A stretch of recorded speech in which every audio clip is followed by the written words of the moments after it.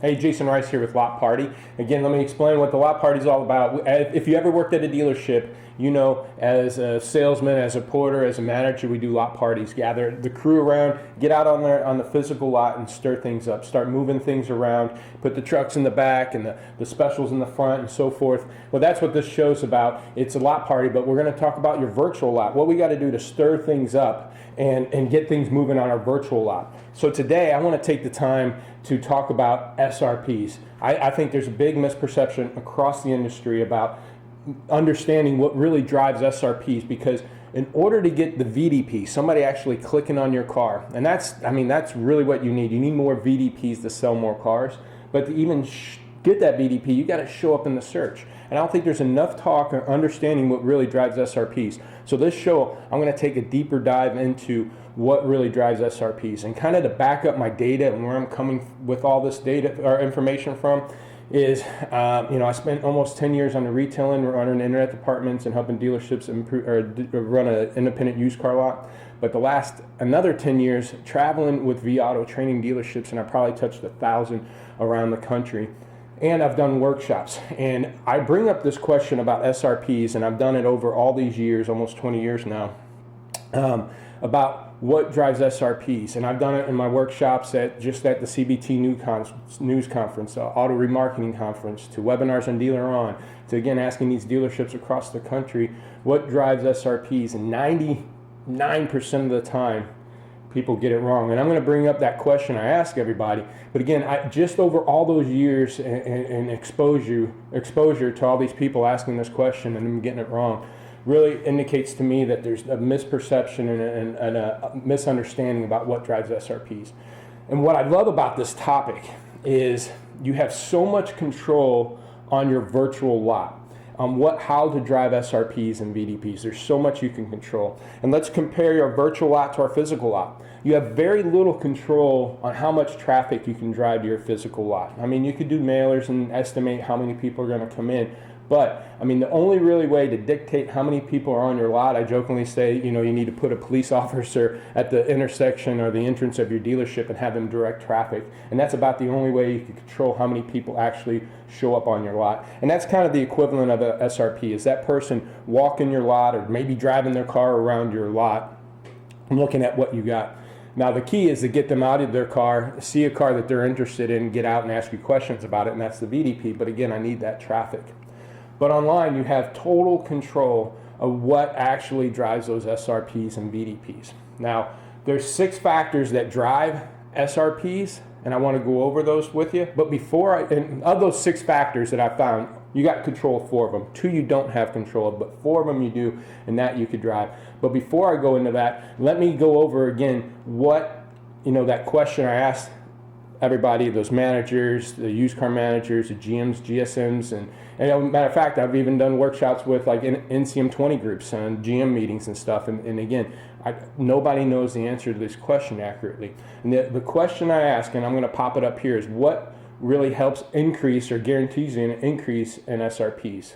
Is it 1, better photos, 2, better comments, 3, more competitive pricing, 4, all the above, or 5, none of the above? And a majority of the people are always going to, every once in a while somebody will raise their hand on number 1 or number 2, better photos, better comments, or more competitive pricing. But majority of the people will raise their hand on number 4, all the above. And that's totally wrong. It's actually number 5. None of these really guarantee you more search results. And that's the stuff I want to dig in on this show. So let's take that apart first, and then I'm going to dig into, again, the 6 factors and the 4 that you can control. So the reason why better photos won't guarantee you or drive more search results is this. If you ever gone to autotradercars.com, Car Gurus, even your website, you do a search for a particular vehicle, year, make, model, or what have you. If you've ever done those search, you're going to see plenty of cars that show up with no photos, bad photos. The only way that it would guarantee you more search results, and they won't even do this, is if somebody narrows their search down to cars with only cars with photos. Now that right there, if you don't have photos, you're missing those SRPs. But again, it's not a guarantee that they would do that. But not only that, cars with bad photos and cars with stock photos will still show up in those searches. So again, better photos does not drive SRPs. It's going to drive your VDPs. I'll do another show on that, but it won't drive your SRPs. Better comments. Again, inaccurate. How many times have you done a search on AutoTrader and see no comments or bad comments? So having better comments won't guarantee a drive in SRPs. Now, it can help increase it, but it's not a guarantee. You can't just automatically do it and you're going to automatically see a jump.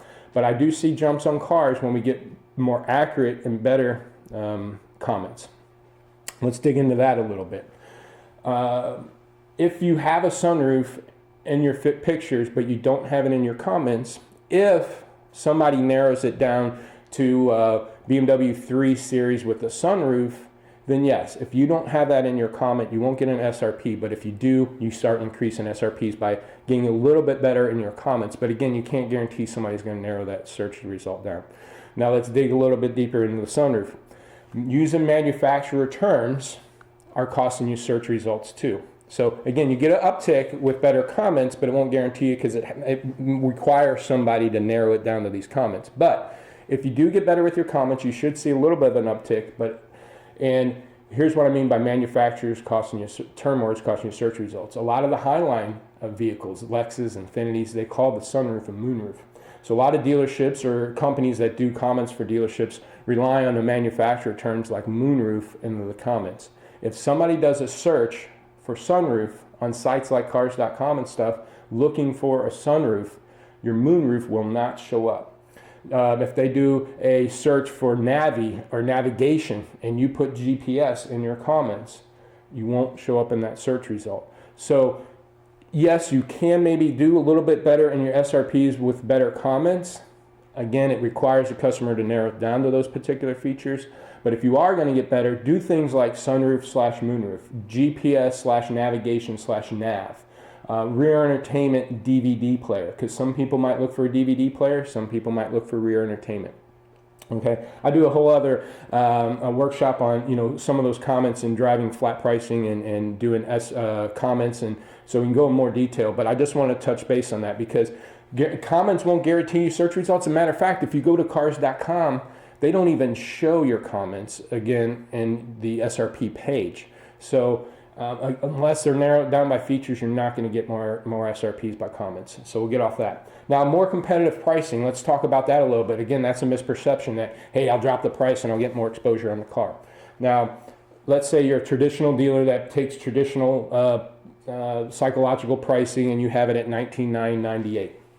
Let's say somebody does a search for a car up to 20 grand. Your $19,998 vehicle shows up, right? It's in the SRP page. Now it's a few weeks go by, no one's clicking on your car, so you decide to drop it to $19,495. Now again, somebody goes to the site, search for a car 20 grand or less, you're still there. You didn't increase your SRPs. You didn't increase more exposure on that car. Matter of fact, it might even hurt it a bit, and here's why.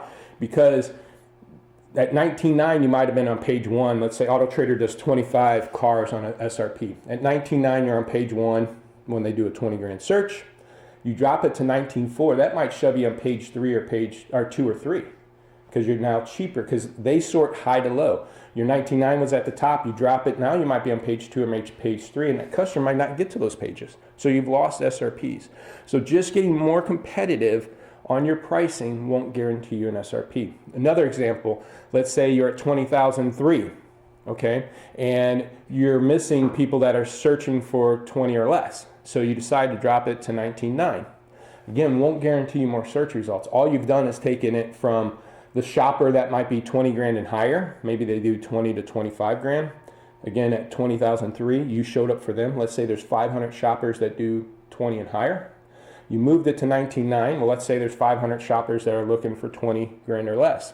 All you've done is move it from these 500 shoppers to these 500 shoppers, not necessarily guarantee you more search results.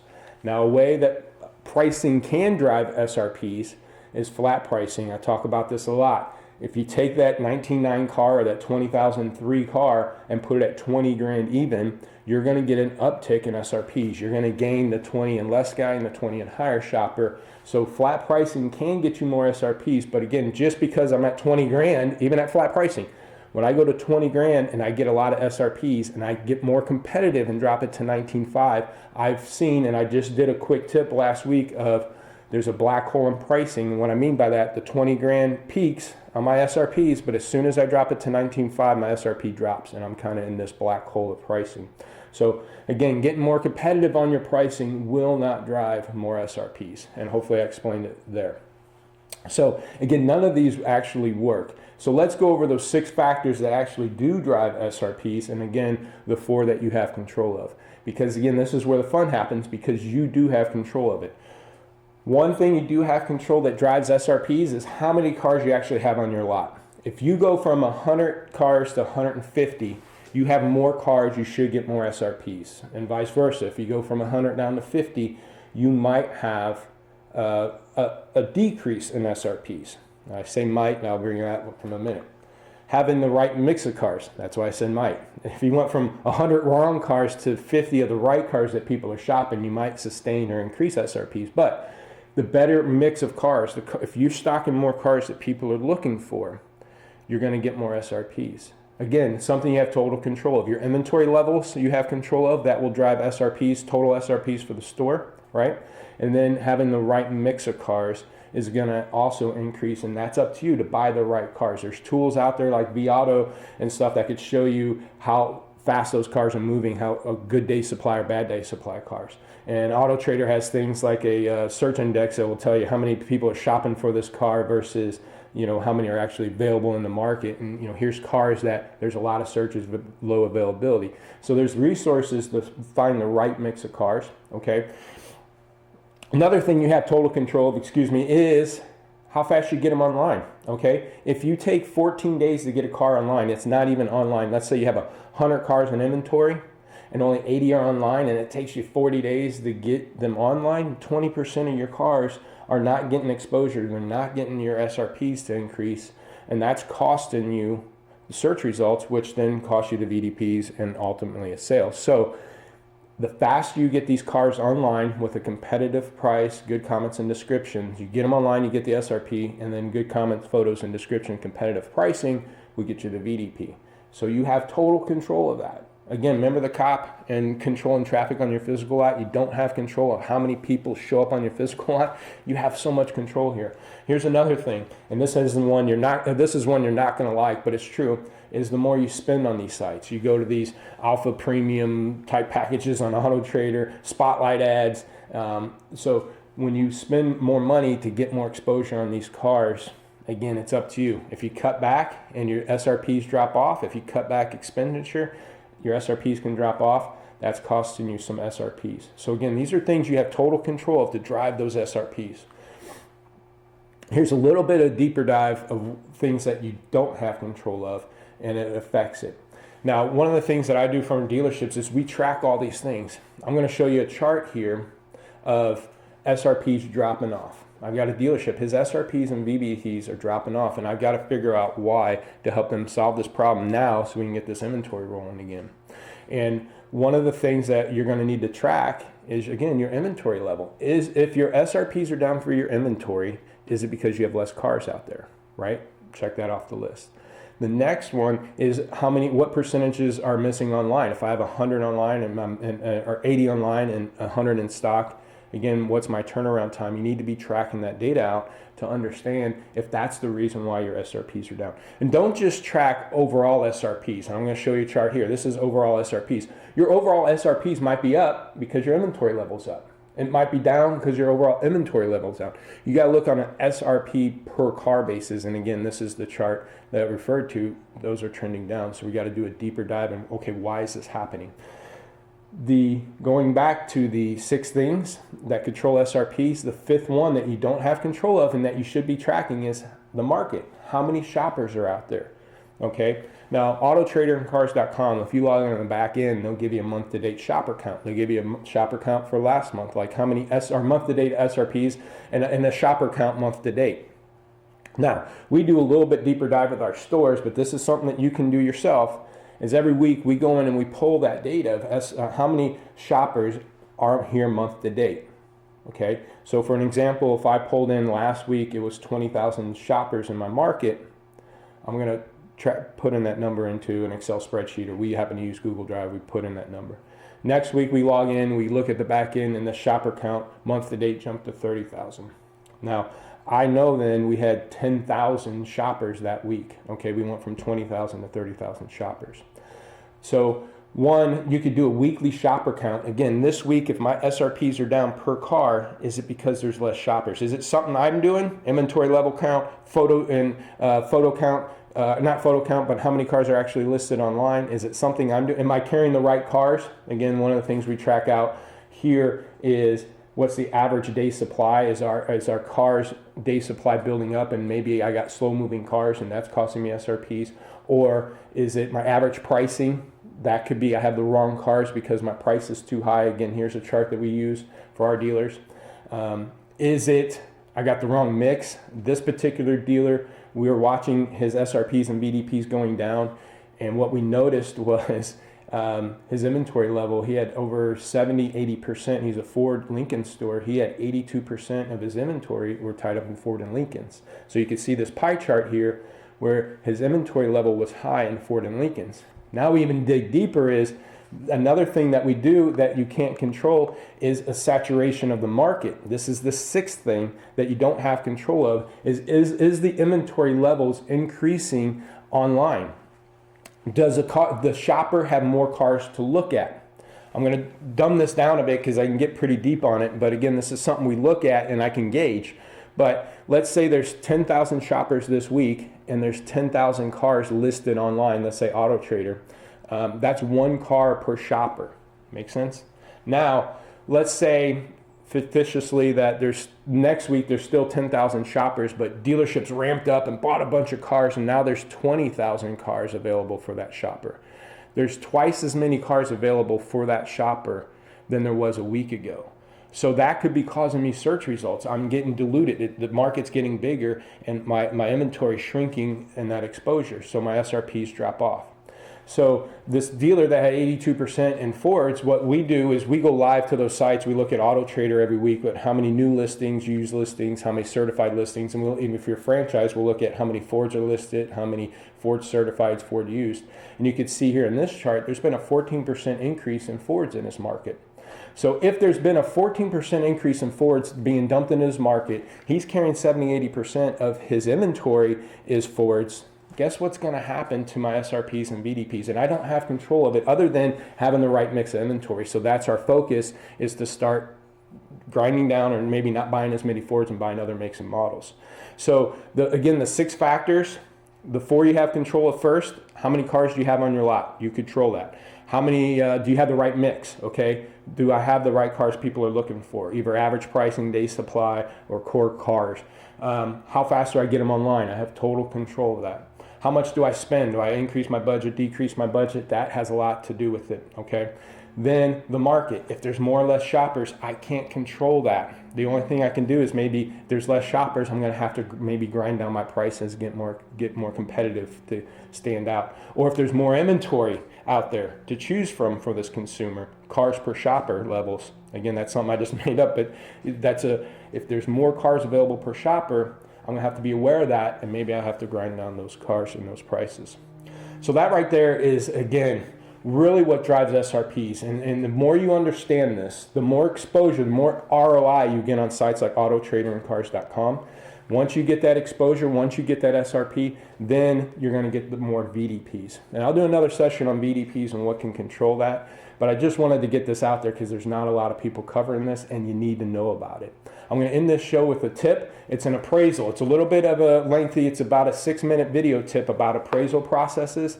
And to be honest, it was too long to put out there in the market because I don't think anybody's going to sit through the 6-minute quick tip. I'm going to cut it down to maybe 2 or 3 minute, 3 video tips. But check out this appraisal tip because, again, having the right cars, what you're buying and how you're buying them is going to affect your overall profit at your store and some of this SRP stuff. So I hope you enjoy this tip, and hopefully see you next week on Lot Party. Thanks. All right, let's talk about appraisals. I think it's the most important thing that's happening on your lot that doesn't get tracked or trended out. And it affects your new car inventory, it affects your gross, and it affects your sales. And most stores doesn't track and trend that out. But I just came off a conference call earlier this week where a dealership was struggling with gross profit in their vehicles. And they said, by the time I buy these cars, put it through recon and conditioning and try to put this out there, I just don't have any profit left. So we started digging through the appraisals, and we're not tracking those appraisals at all. So it's real important, one, to be able to confirm exactly how many appraisals you're doing a week, a day, how many are you taking in, and who's appraising them, and how much are they putting into them. And if you could start tracking those appraisals and look at what you call your look to book, your closing percentage on appraisals, and you start tracking that number, you're naturally going to start getting better and better at it. So one of the things that you need to do is make sure every appraisal goes into some kind of system. Every dealership I work with works with vAuto. Once they're in that system, happens to be in vAuto, you finalize every appraisal.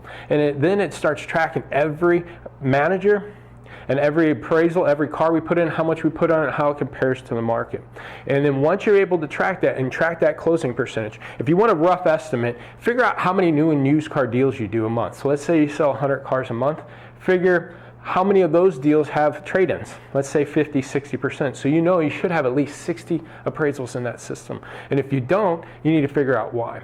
Then once you start getting that number, look at how many deals of those you close. Most dealerships can run anywhere from 30 to 40, 50%. And then again, that number can vary based off of if you have a lot of subprime traffic. You might be appraising a lot of cars you don't trade for because you can't get them bought. Or you might do a big new car push this month, and then you take in a lot of trades that you stepped up on and you might have buried yourself on. So one of the quick tips though that I want to give you on appraisals, not only just tracking and trending in, is how you look at those appraisals. Here's one of the biggest mistakes. A lot of times we go into an appraisal, one, looking at wholesale data. A car that we plan on retailing, we need to be looking at retail data.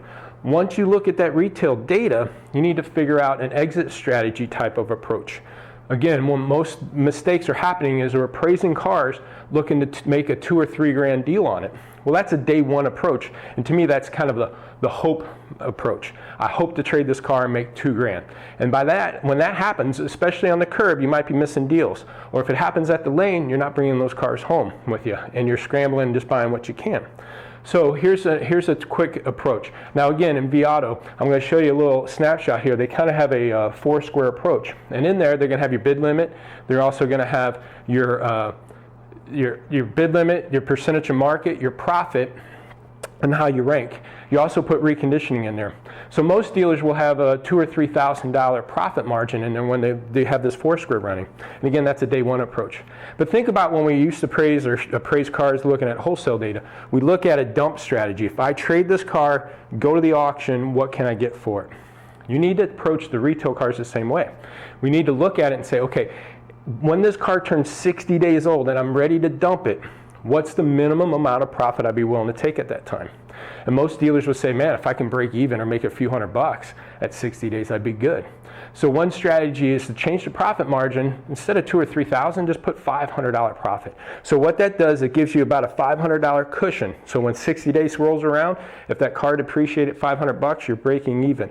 But it gives you that profit margin of $500 at 60 days. Now again, in vAuto, you can do a pricing strategy to say, okay, when it's 60 days old, I'm not pricing it 100% of market. I'm going to be pricing it probably 90%, 88%. This car will leave my lot pretty strategically. If I price it at 88%, it will leave my lot. With $500 profit, the system will kick out a number for you and tell you what your maximum number can go in on that vehicle. So this isn't a training session on vAuto, but what I want you to start thinking about is thinking about a retail exit strategy, a true one. So it said, okay, if I was ready just to dump this car, price it 10% below market, if I can just make my bare minimum profit of $500, that's your what I call put my hand down number. And what I mean by that is when we go to the lane and buy a car at the auction, we come up with a number and say, man, if the bid gets higher than 12 grand, I'm done.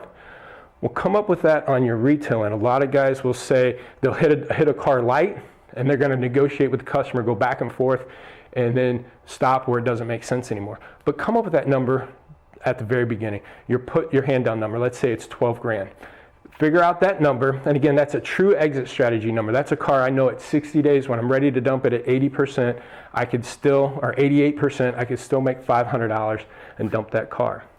Then you work it no different than the auction, okay? You pencil your deal light. The auction on a 12 grand car might start at 10, then work yourself up to 10.5, 11, 11.5, and you might be able to buy that car for 11.5, but you're willing to put your hand down at 12. If you take the same approach on a retail car, working a deal, you know your cap's 12, start the pencil at 10.5, 10, or wherever you think you can, you might be able to walk away with 11.5. But you know, if it goes at 12 or higher and you let that customer walk, there was no more money on that trade. No different than the auction car. So sorry I went long here, but there's a deeper dive into appraisals. I think a lot of dealerships are missing. One, tracking and trending out. Two, take a retail exit strategy approach, not a retail hope approach on your vehicles. If you need more information, just give me a call at 844-LOTPOP4. Email me at jrice@lotpop.com. Thanks.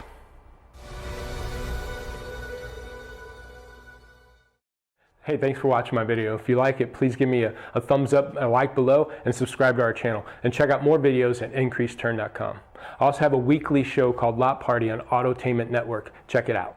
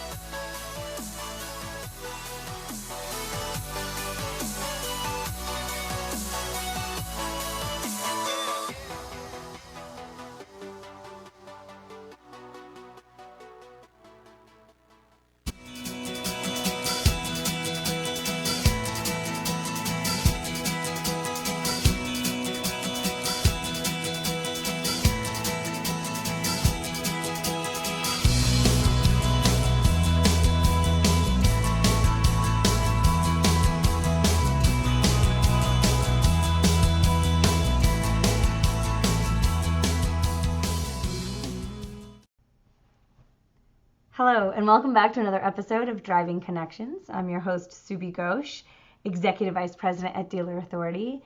And today's topic, we're going to be talking about dealership culture. This is a topic that's very near and dear to my heart. I spoke about it at NADA last year, and it was an incredible moment in my life. But more importantly, it's a topic that I feel is unappreciated and not focused on enough as an immediate need. I put this in the category of side burner kind of conversations because people don't realize how impactful putting the energy into creating a better culture can be for their dealerships. This is more of a wish list item. If I can get to it, it'll be great. It'll be good for us. It'll be better. But they don't really know how and why. So we're going to be talking about the why, how it can actually help you sell more cars.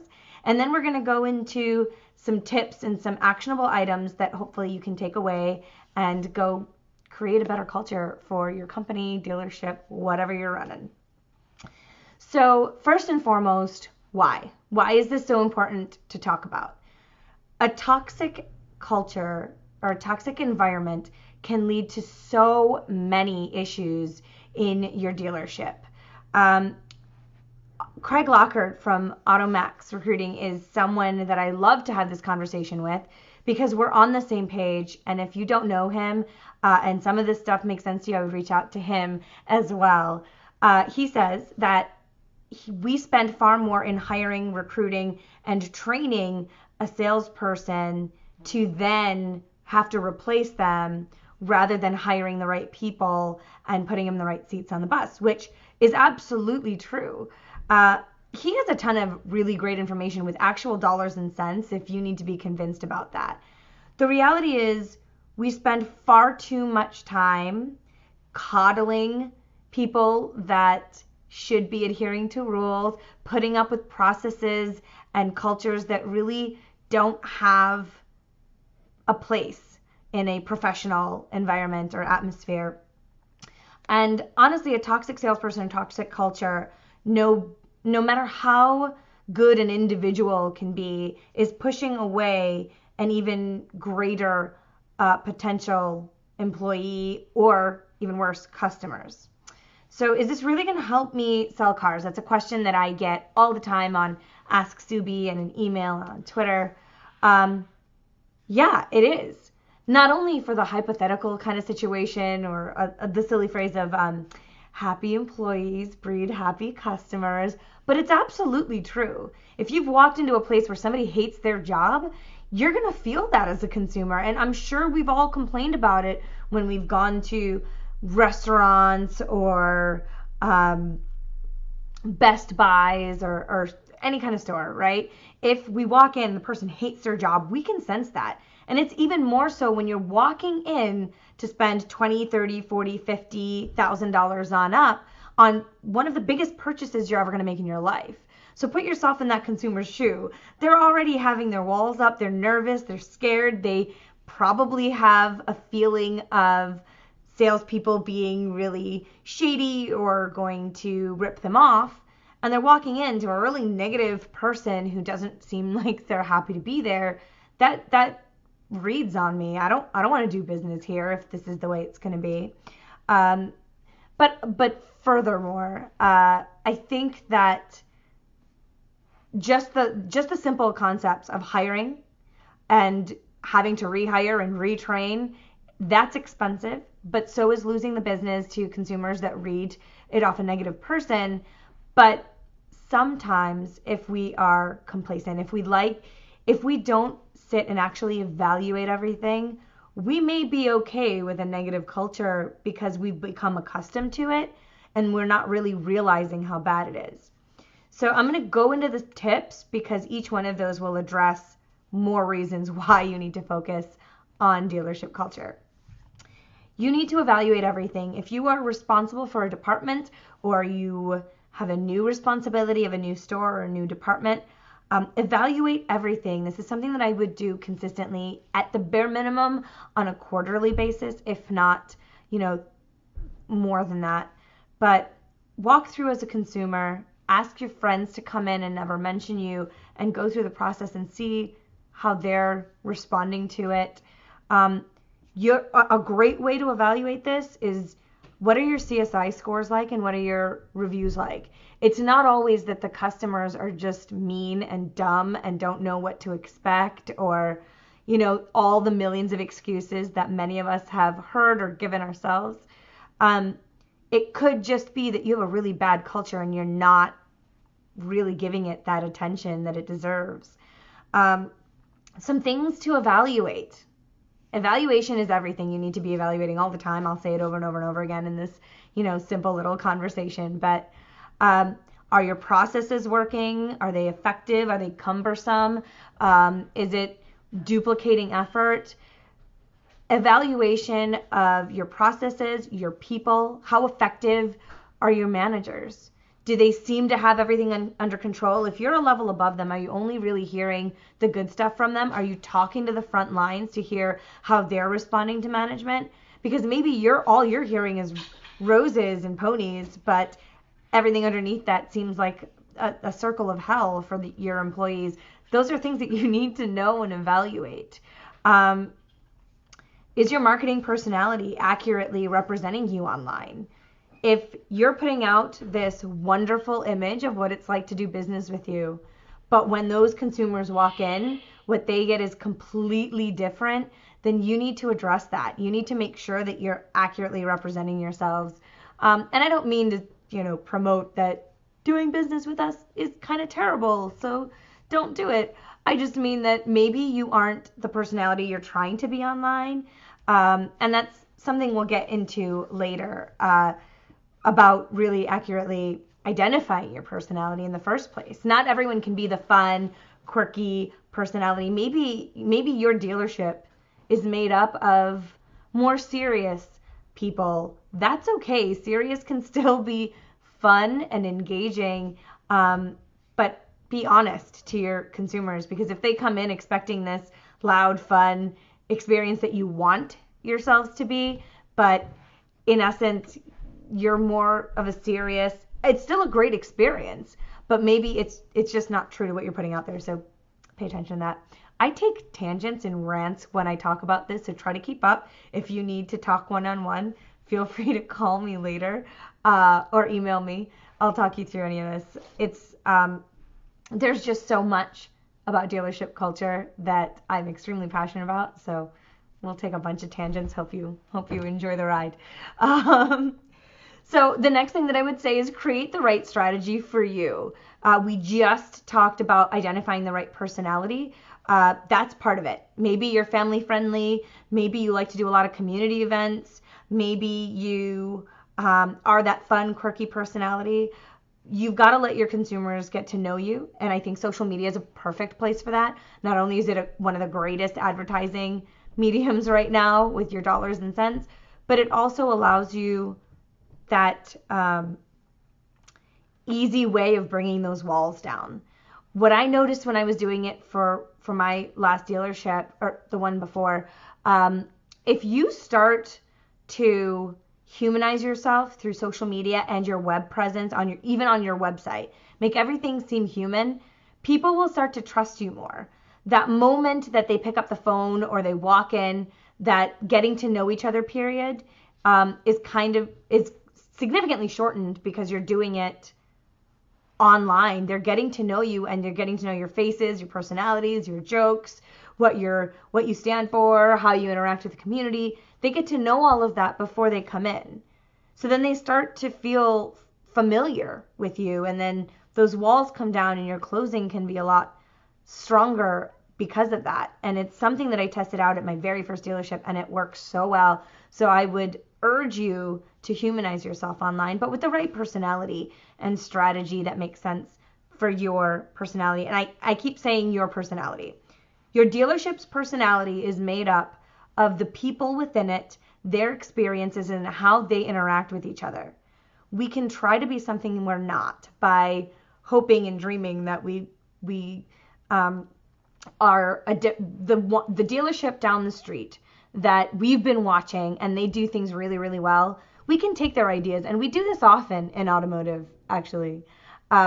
We see an idea that somebody else has implemented and had success with, so we take that idea and then we plug it into our dealership, and we spend sometimes a lot of money to make that happen. And then what happens is we realize that's not us, it's not working, so we can it. Instead of going through a lot of these different ideas, try to identify if it's going to work for your people the way that it is right now. We can always strive to be something better, but you also have to understand your dynamics of the people that work in your dealership. Moving right along. Also with that goes processes, procedures, and rules are everything.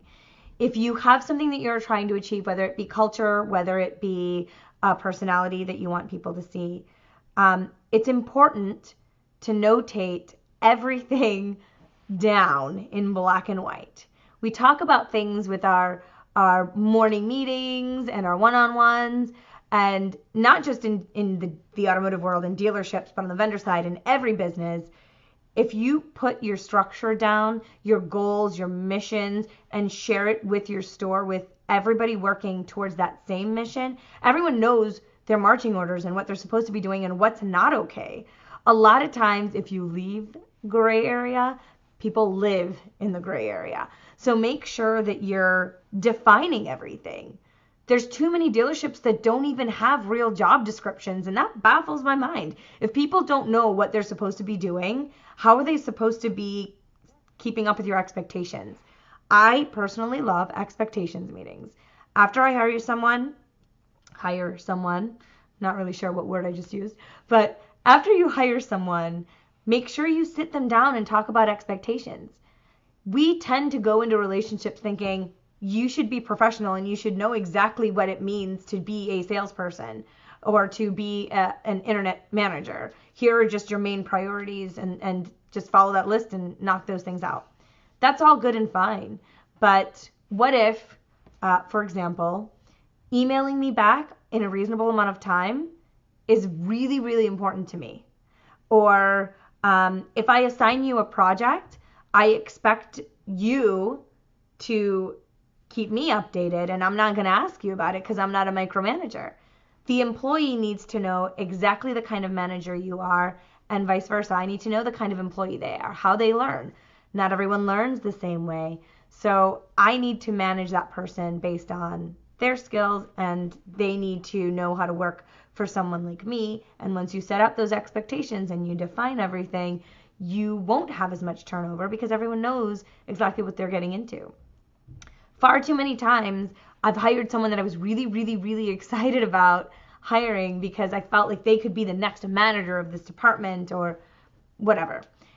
Ultimately, what ends up happening is that they don't know what their manager is expecting of them or what their job even entails.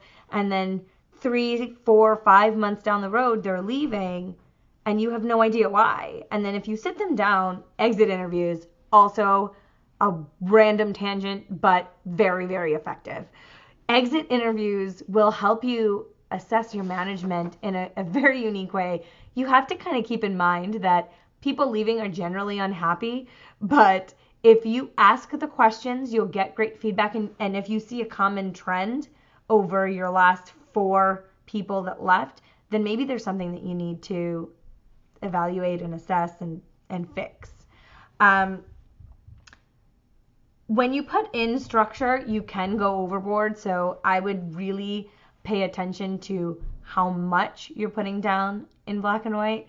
But as you move forward, people that may react poorly to having rules, if there weren't any rules before, will start to feel the benefits of that structure and they'll participate with you. I have seen it happen. People that were defined as old school car guys would eventually really appreciate what I put in place and come up with really cool ideas on their own. So don't be afraid of putting rules in place, but just keep in mind that sometimes it can be too much. We often have far too many rules that even overlap each other.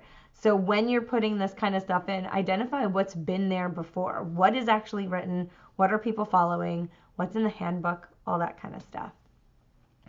Now, feedback is imperative. I literally just mentioned it in passing, but let's go back to that. This is what it's like to be in my brain when it comes to topics that I'm passionate about. I'll jump around and go back to it. So hopefully I'm not confusing you guys too much.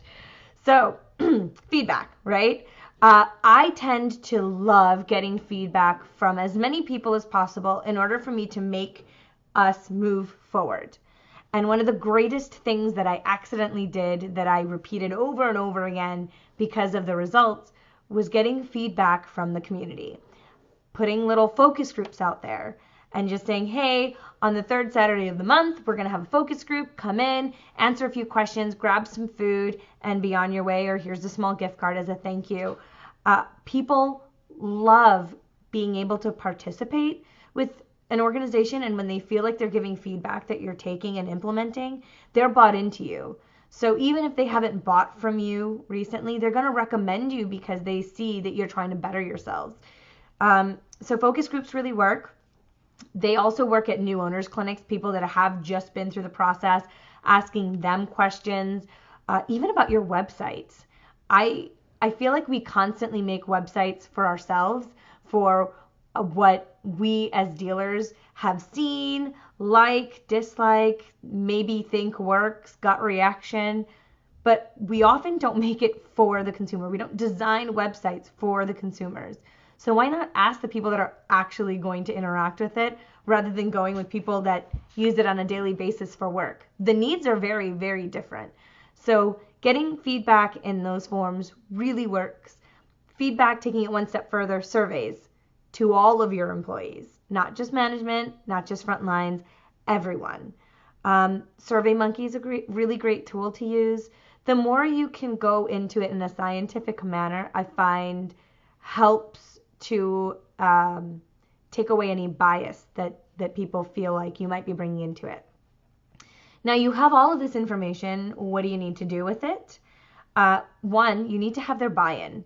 So anytime you take over a department, I say this, I think, every time I come in front of this camera, but if you want to really be able to effectively move it forward, make sure you have their buy-in in multiple forms. Management needs to buy into you not only as someone that could potentially change, but they also need to buy into what you've done and why you feel like you can lead them. We have a tendency in automotive to make quick changes in some things that need more time. We go to a 20 group, or our owners go to a 20 group, and they find an idea that they really like, and they come back and say, do this, and then that's what we have to do. We have to drop everything and we have to do that. We change a lot. We cancel products really quickly a lot of the time. So what you need to do is you need to get their buy-in so that they believe that you can lead them the right direction. But it's more than just coming in and saying, I can do it. Trust me. In order to truly get their buy-in, I think you have to give them something in return. So show them that you're willing to work with them. Don't just come in and just change for the sake of changing. Make sure you tweak first and change later. It's like that whole, measure twice, cut after that.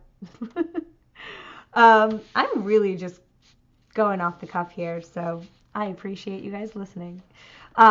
Bridge departments together. This is so important.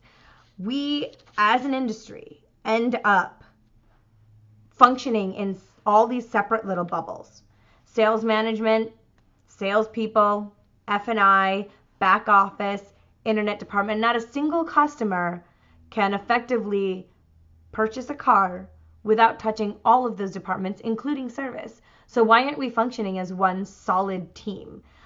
Sure, you have your separate individual goals and responsibilities, but if you start to communicate better and sit people down, especially in management, and force them to have conversations with each other, there's far less finger pointing and blame and a plethora of other excuses that can come up. So make sure you, when you are bridging the departments together, one of the things that I would do is make sure to create projects that two people have to work on to get them familiar with each other. If you just say, sales managers, you have to be friends with the internet director, and you guys are more on an even playing field, make that work, it doesn't always work because they already are stuck in their minds of their own worlds and their own perspectives on many times interesting debates on the floor. But if you force them to have a conversation through a joint project, they can start to work on something together in which they're forced to communicate on those things, and eventually they'll start to feel more comfortable going to each other. Not everyone has a negative departmental issues in their dealership. Not everyone has that separate feel, but it seems like a majority of dealers, in the ones that I've witnessed by being an employee and the ones that I'm working with, it does seem like very fragmented. So if you go in and try to mix it together, one really good idea, get your managers together and give them food. They always show up for food. So what I would do is, in the effort to bridge your departments together, have joint goals too. My last GM, one of the interesting things that he did was, my pay plan as an e-commerce director initially, before I became the sales director, he made sure that we all had similar goals tied into our pay plan, so we were all working towards the same thing. Even if we hated each other, we had to work towards the same thing. So it wasn't just internet sales that mattered. It was also that we had to get to a certain sales goal. So the internet team wasn't withholding or not focused on closing the right number of sales in that given month once they've hit their goal. They were responsible for pushing and making sure the sales team was hitting their goals too for the OEM. The more joint goals and joint projects you have, the more you're forcing them to work together in one direction, and you'll see some really incredible results from that, from what I've witnessed myself.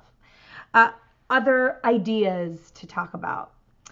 once you bridging departments together is not just about having them communicate. It's about making sure the right people are in the right seats on the bus, going in the right direction. There's so many different analogies you can bring up here, but when you hire, I don't want to offend anyone, but the reality is a lot of people get their titles out of luck or playing the game or, you know, being in the right place at the right time. And that's good and fine to do. But when you're hiring people for the roles behind you that work for you, make sure that you're looking at the right skill sets for the right roles. There's a lot of sales managers in sales management positions that do not know how to manage a single person. And call it what it is. If they're desk managers, make them desk managers. But if they're sales managers, they should be able to manage people. They should be able to coach and counsel and train and hold people accountable and all the things that go under that. If they aren't, then you have a great closer and you're not going to have a strong team. That's just one example, but I'll even admit that I had titles that I didn't deserve at a time, but I also spoke up saying that this doesn't fit me and I think we should, maybe go in a different direction because I know that there's value to me. I know what I bring to the table, but this isn't right for me or the person that you just hired to be my partner or whatever. So making sure that the right people are in the right seats, in the right roles, but also when you do hire the right people, empower them. I've said this a lot, and I don't know if it's sticking yet, so I'm going to keep saying it. We tend to hire people into internet manager, internet director roles. This is one specific role that I know faces this problem.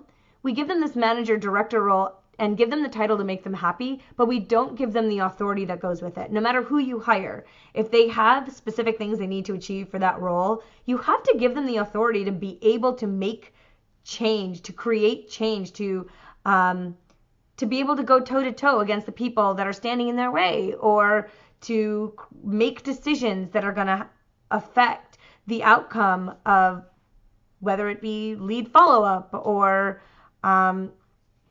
changing specials or whatever it may be. If we're not giving them the authority to make those changes, to make decisions, to hold people accountable, if you have an internet director that is supposed to be on the same level as your sales managers, but he cannot tell a salesperson that they're doing something wrong, then you've segmented far too much, and you need to start being able to give people that kind of authority. Promote it on social media. That's my last point that I want to bring up. Hold everyone accountable to all of the rules, processes, all of the procedures, missions, goals, all of it.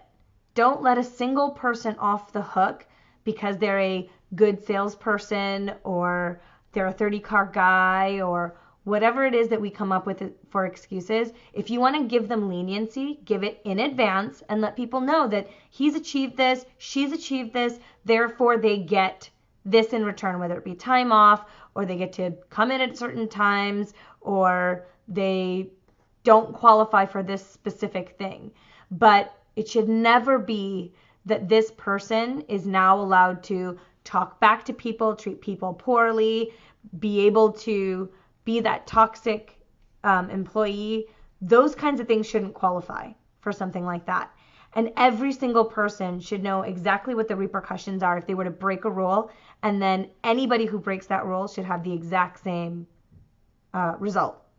It is very, very easy to let things slide and then have your whole team fall apart simply because there is serious unfair advantage happening. And while people do deserve, if they work hard and they slave away and they do more than the average, they do deserve benefits. But that doesn't necessarily mean they get away with murder. So hold everyone accountable. So we've talked about a lot of different things when it comes to culture. We've talked about bridging departments together and evaluating and assessing and focus groups and finding the right personality and all of that. It's not an easy road. It's hard to be able to achieve it, but even small things that you do in your day-to-day will help move that needle into a better culture. But again, I say to you, you may not think you have a bad culture, but if your reviews, if your CSI, if you have high turnover, chances are you have something that you're not paying attention to. Poor management, toxic employees. A lot of this stuff is easily covered up. So you kind of have to dig deep sometimes to figure it out. Get people to walk through your showroom and see what consumers are seeing. Really try to do it in an unbiased way. But once you have it all, promote it on social media. Don't be shy to let people know who you are. Put it up on your website of who you are and the fun personalities you have. People love that and respond really well to it. Engagement is what we're all going for in social media. And the material that gets the best engagement is always human, real content from the dealership. Not just delivery pictures, but real showing people who you are. I just really feel strongly that company culture makes a huge difference. And if we start putting more of an emphasis in our culture and start ridding ourselves of the negative, toxic people, practices, concerns, all of that, if we rid ourselves of all of that and we start promoting publicly the better dealership culture that we're building in each and every one of our dealerships, over time, we'll start to move the industry into a better light. We'll start to get a better reputation because the culture overall is changing. And even if it's just one dealership, every single customer that comes through there has a very different opinion than maybe what they're used to. So my mission is to hopefully start small and one by one, every single dealership, start to change it for the better. And thank you so much for listening. I hope you've picked up at least one really good idea that you can go back and start to change your culture for the better. If you have any questions about anything I've talked about or ideas that you want to share with me that I can share with everyone else, please let me know via Twitter at Subi101 or at Ask Subi, or on Facebook you can look me up as Subi Ghosh or Ask Subi. And you can also email me at subi@dealerauthority.com. That's S as in Sam, U, B as in boy, I @dealerauthority.com. So join me next week. We're going to have two of my really, really good friends on, Angela Strong and Ryan Dunkel. They've been doing really great things in their current roles, and they're going into new roles that the other person has. So Angela has a really solid service BDC program that she started that was amazing, and she's now going in to change the culture of a dealership. And Ryan has an incredible culture that he's set in an internet team, and he's now going into the service BDC role. So getting them to talk to each other is going to be really interesting. We're going to be talking about tips, strategies, things they need to know as they go into these roles. And I'm sure they're going to be able to give you guys a lot of insight as well. So join us next week. It's going to be a good one. Thank you so much again for joining, and I'll see you guys next time.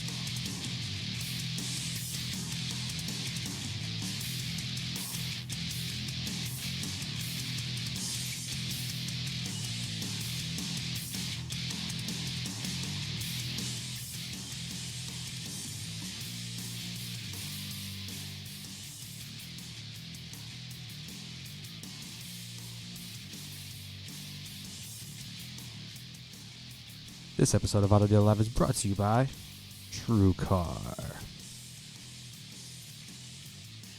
Turn on that radio and back here. The cops ain't likely to catch up with us, not tonight. So we can all be quiet and peaceable and listen to the music.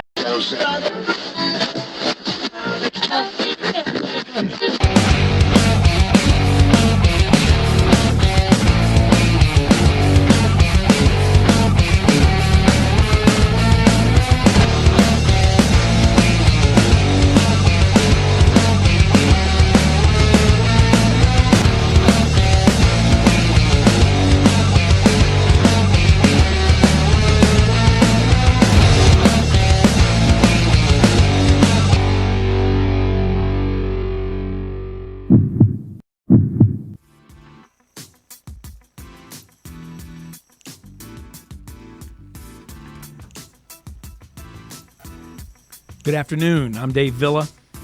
Good afternoon. I'm Tommy Elwell. And you've tuned into Son of a Mom. Auto Dealer The Live. L Word. Auto Dealer Live. The L Word. I thought you guys were going to introduce yourselves. That's why I paused. Yeah, go ahead. My name is Monster Mike, and welcome to Auto Dealer Live, guys. Yes. And Who else there's do you have Ezra. over there with you, Mike? We don't have anybody. Oh, That's Ezra, man. Ezra. Hey, say hi, Ez. What's up? It's Ezra. Ezra, man. Ezra is That's what why he's keeps behind the it. scenes. Thrilled keeps to it be going, here, man. He gentlemen. keeps it going. Thrilled to be here. We're glad to have you here, Good job, man. Ez. Nice to see you today. The L Word. The L word, Dave, can be misinterpreted, can be reinterpreted, can be uninterpreted, and then Okay, I had this down. You can be uninterpreted, intro interpreted. Right. But what do we mean by the L word today? What was gonna be because we had at discussing- the meeting about this? Yeah, well, we're gonna be discussing lead providers and That's it. third party Yes. leads and the way to correctly vet them, the possibly wasted distribution of them, or Yes. maybe we're not doing any of them. So we're going to really kind of vet this, discuss it, and this is the prompt of it because, the goal here is to really help dealerships and help the auto industry.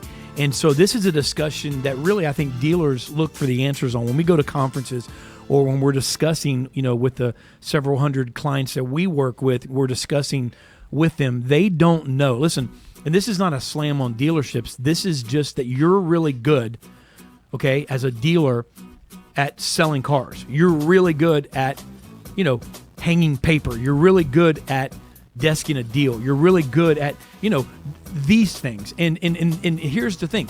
You don't have to be good at marketing. You just have to surround yourself with people who are. And it's actually, not to get all political here, but it's the one thing, if I were like the mouthpiece of someone like Donald Trump, I would say, hey, look, you know what? Look, I don't have to be good at everything. I'm going to surround myself with people who are. It's called leadership. So say it, right? But here's the deal. So that's what we're going to talk about today. We're going to make the car business great again, Or you're fired. or you're fired. It's going to be huge. You kind of sounded It's like... going to be a huge show. You sounded like the mix between Donald Trump and Mayor Quimby Billy from The Facillo. Simpsons? No, Facillo is huge. So Yeah, I'm sorry, I didn't mean We're to. going to make you huge, Florida, huge. So Yes. we're going to discuss that. And here's the reason why. Dealers don't know. We discussed it with several hundred dealerships when we talk to dealers. The ones that are really honest and transparent about it, that are really trying to move the needle and have a budget to spend, they care about their money. They're going, what do I spend my money on? And this is the reason why it's important, because you're getting inundated with people who contact you on a regular basis trying to tell you that this is what you need to do. And we have the answer. And if you did them all, you'd have about 50 different personalities. So you'd have 50 different, things open on your computer screen at one time. And you'd have leads coming in from all different sources, and none of them are going to get worked.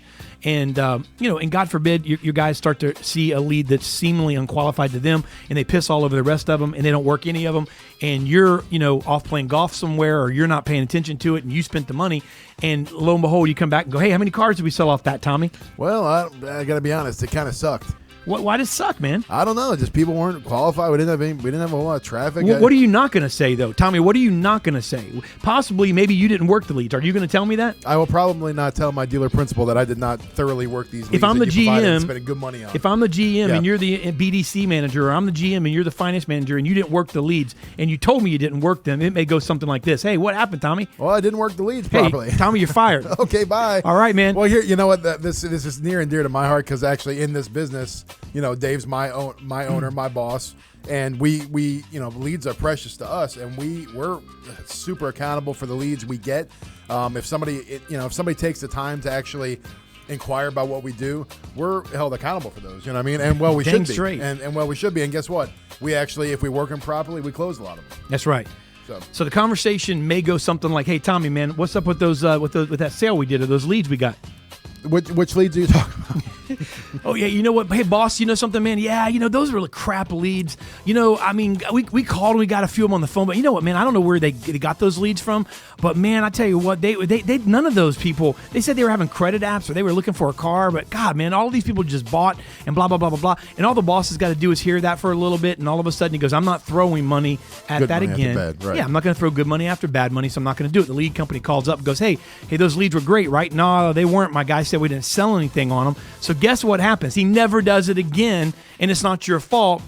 And so the dealers that really care, and this is what we're going to talk about today, they want to know, what do I spend my money on? What works? What doesn't? What should I tell to go fly off the side of a cliff? What should I look at? How should I vet that? Right? Yeah. Because if really, what is a lead? If you look at like the old school definition of a lead is somebody that should be somewhat warm, right? If you have a lead on somebody that, hey, I got a lead. I'm a detective. I've got a lead. Oh, I got a hot lead. Hey, boss, I got a lead on that on that. I'm gonna need you to get burglary. right on that. Yeah. Hey, Joe, I'm gonna need you to get right on that. I have a hot lead on that burglary, man. I got a tip. Hey, Arnold, I'm going to punch you next time I see you, by the way. You got this familiarity thing, like you think we're good with each other. I'm going to punch you next time I see you. I said, Dave's my owner. He's the owner of my company, is what I said. Did he pull out like a slave reference? I said, Dave's my owner, and he quotes me on it. I'm going to punch you in your nuts. I'm going to give you a nut punch the next time I see you, huh? You going to like that? You going to have so many words to say when I punch you right in your nards? Speaking of things said on Twitter, remember to tweet us using the hashtag AutoDealer. Hashtag. Thank you, Mike. I almost forgot in my furious anger that I was just erupted in. Your beard, man, in the screen there looks a little, looks a little healthy, man. It's got some. I'm trying to find some new product for it to set it down some. It reminds me of the episode of Cheers. We're going to go to commercial in a second. And hey, we're Normie, what are you doing with the beard? I'm growing my beard out, Normie. Like a beard growing contest. You know what I'm saying? Like your beard's growing pretty quick. It's kind of like that Alec Baldwin on that Cap One commercial where he's like, and he just thinks about it and his beard grows. I do. I have that ability. I'm of Italian heritage, so awesome. I'm pretty hairy. Hey, we're going to go to commercial break because we're going to get to the real deal. The reason you're listening today, we're going to bring on our all-star panel. These are the real reason that you're listening to this show today, because these guys and gals are going to talk to you and going to explain, in their opinion, why the L word or third-party leads is a relevant discussion and is needed to needs to be discussed and talked about today on Auto Dealer Live. So don't go anywhere. Let's talk about it, please. The next up after is the L word panel. Peter Piper. You know what it was already. We already talked about it for the past 5 minutes.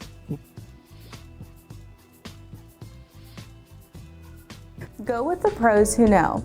Your dealership wouldn't trust its vehicles in the hands of an uncertified technician. So why trust its finances with accounting firms that don't know your business? Rosenfield & Company knows the automotive industry and has been serving dealerships like yours for over 20 years. We take pride in helping our clients grow from single-point stores to some of the largest dealer groups in the country. We are more than just your accountants. Our team can guide you through mergers and acquisitions, operational reviews, succession planning, and more. Visit us on the web for more information at www.rosenfieldandco.com.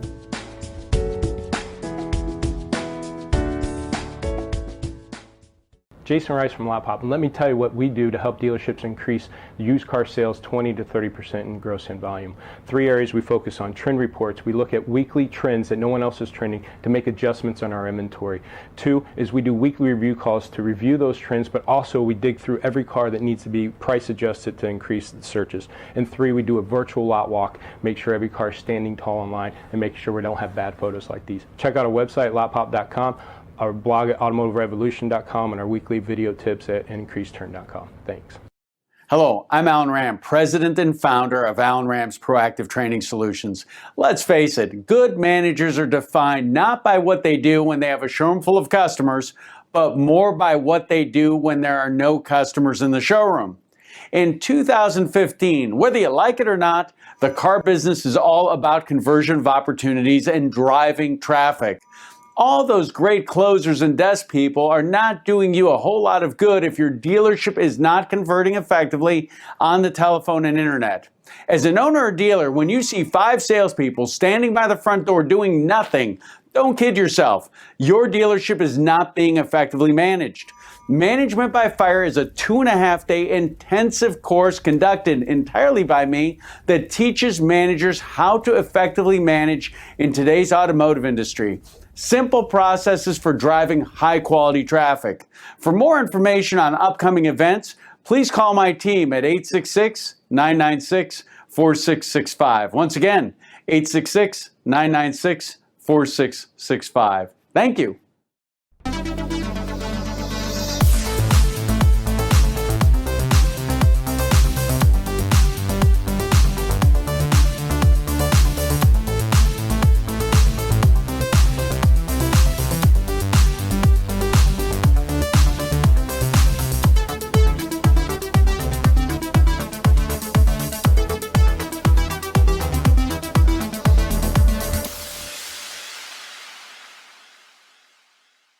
Service Group has over 40 years of experience empowering dealerships to grow profits, develop personnel, and provide their customers with a high level of service. We offer high-quality products, world-class servicing, and innovative training and technology. Meet our team: first-class trainers, the best account managers, and an executive team that's second to none. This is your Service Group team. We look forward to giving your people the power to perform.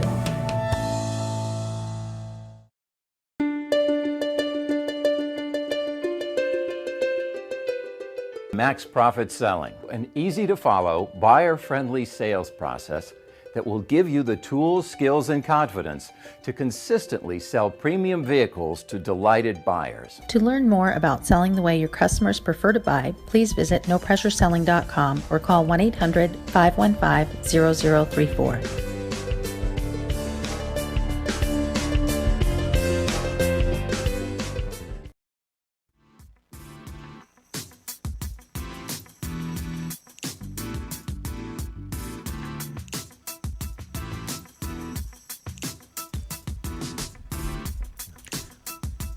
Duty free. Yeah, you did. You just said it on air. Duty free. We're back, and we're talking about the L word today. We're talking about third-party leads, and we've got a great group of individuals with us today. Before we go on, we do want to, just remember, Lisa Copeland's not going to be with us. She just called us a couple minutes before the show, had an employee in a car accident. So thoughts and prayers are with that employee, and she had to go take care of that. So without further ado, we've got Kevin Campbell, Jennifer Briggs, Matt Koenig, and Alan Ram on with us for the L word today. We're going to discuss third-party leads. Thanks, guys, for joining us. I want to jump right into this discussion. I want to throw this out there. I want to ask Kevin Campbell. Kevin's currently at Sandy Sansing, e-commerce director. And, we're kind of several things that prompted this. Obviously, there's a million different avenues that constitute, including what some of the on the panel do, including us, in third-party leads, Kevin. So it's a relevant subject all the way around the board. We'll never get to the entirety of it in today's show. It'll just scratch the surface. But going off of, there's something out there, AutoNation talks about weaning itself off of third-party leads. And I want to just, in one part of what Mike Jackson, the CEO of AutoNation, says, he began to say how they're going online and this whole online purchase with their digital, storefront and so forth. We know they're doing that. And, of course, they have 400-plus stores, and they're huge, and they can do whatever they want. But looking at it from a standpoint of regular dealerships, okay, here's my question, and then again, we can take this thing a million different directions forward. Starting with this, Kev, are we taking everything and trying to internalize it into a dealership? For instance, I see a dealership now with a printing press and a freaking, they got this 65,000 people on the internet, on computers lined up, in like a little room, Here's my question, and no offense to dealers. I've worked with dealers for 20 years. The reason I'm successful is because dealers don't want to do what I do. Okay, they don't want to do a lot of times, they don't want to do what they don't do. And so my question would be, without being insultive, it's a question. Would that be like taking every private company that serves the United States government and ending them as a private company and letting the government start running them by taking everything and internalizing it inside of dealerships? Would that be a fair comparison? Oh, no, absolutely not, Dave. I mean, dealers are already creating their own leads now with their own website. Mm-hmm. Is there a need for third-party leads? I think definitely there's a need for it. I mean, sometimes you need that extra traffic, but it's just all how you manage them. You've got to check the ROI and manage them. And I'll be honest with you, I shuffle third-party lead vendors like none other. I hire them and fire them and churn through them because I know at some point they're hoping that you're not going to track the ROI and the quality of the leads get worse. And I've seen it for years and years and years. There are some really great vendors out there that I do business with on a constant basis, but they're few and far between. They really are. Who? If you had to like name a good vendor, who would you name? Who's the strongest? Who's one of the strongest closing vendors, Kevin? Come on, man. I'm telling you right now, I like Cars Direct. I've been with Cars Direct in all their stores. Hey, I think Kevin's something happened. His signal's going out. Kevin is in a tunnel. Savage. He's in a tunnel. He's Go Skyped ahead. in a tunnel. We are talking about Smart Mail. Yeah, I had to. Oh, Smart Mail. Yeah, that's good that you mentioned that. Actually, they're a quality. Yeah, talk about that a little bit. No, go ahead, though. Plug for you guys. No, but as long as you're tracking the ROI and you're not just spraying the leads out to your guys. I mean, what we do here internally is, we've got a BDC that handles all the phone calls and all the website generated leads, but we give specific lead sources to certain salespeople and we hold them accountable. And if it's not performing, we'll either, we examine, is it the salesperson or is it the lead, and then we adjust from there. But we think that there's definitely a need for it. These guys are in the stores for hours, 10, 12 hours a day, and you want them being productive. And I think churning through leads is a great way to keep them. I mean, it's a grind, but it's a great way to keep them busy and keep them motivated. Okay, Matt. Matt Koenig is here with us. What's up, Matt Koenig? What's up, boys? What's up? I think it's cool. Kevin just hit on it. We talked about it a long time ago. When we started the whole Spanish classified deal, we said, listen, your end game should be to have your own portal, right? Listen, Cars.com and Edmunds and Auto Trader, do they drive leads? Yeah. Do some dealers see great benefit? Absolutely. And I think, like Kevin said, you got to check the ROI. Even as a vendor, as somebody who co-owns a company designed to add leads to dealers, what we saw was more and more dealers saying, I want my own, I want my own, I want my own. So we said, well, if you want your own, then we need to be smart enough to shift gears and serve what you need. So we said, let's shift gears and let's help them start with their own Spanish websites so they can build a presence, build awareness the way they want to. Now, does that mean we throw out the baby with the bathwater? Absolutely not. Instead, we said, let's go back to the drawing board. Let's make a better version of this classified model. Let's develop into this something that's going to generate great ROI, not take away from what the dealers have on their own, and really help kick it to the next level. I think there's a need for both, but ultimately thinking like a dealer, I would love to own as much as possible in-house. I think the challenge is, and Dave, you hit it earlier, is not just that the dealers don't want to do it themselves necessarily, but a lot of times they just don't know how. You can't be an expert at running all the programs of your OEM and closing deals and leading your people, and then turn around and be a PPC expert or be a Facebook marketing expert. And so you either have to have a staff that you hire and you got to bring some expert in to train them, or you got to rely on the experts and shift some money out of house. So I think it's a fine line, man. I think there's good opportunity in both areas, but I know many dealers have a desire to bring as much as possible in-house, and I can't say that I blame them for that. I just don't think that it's a reality for 8 out of 10 of them because they just don't have the right staff or training to get where they want it to be. And I'm thankful for that because that means it keeps folks like you and me in business, and Tommy's beard then can still be powerful at closing deals with Kevin Campbell. Yes. Hey, well, let me ask them. Hey, Jennifer, let me ask you this. In line with what something that Kevin said, is it the leads or is it the people? The leads a week? Well- the effing leads a week? No, your week. It's like that, right? Right. Right. So it always boils down to people and process, right?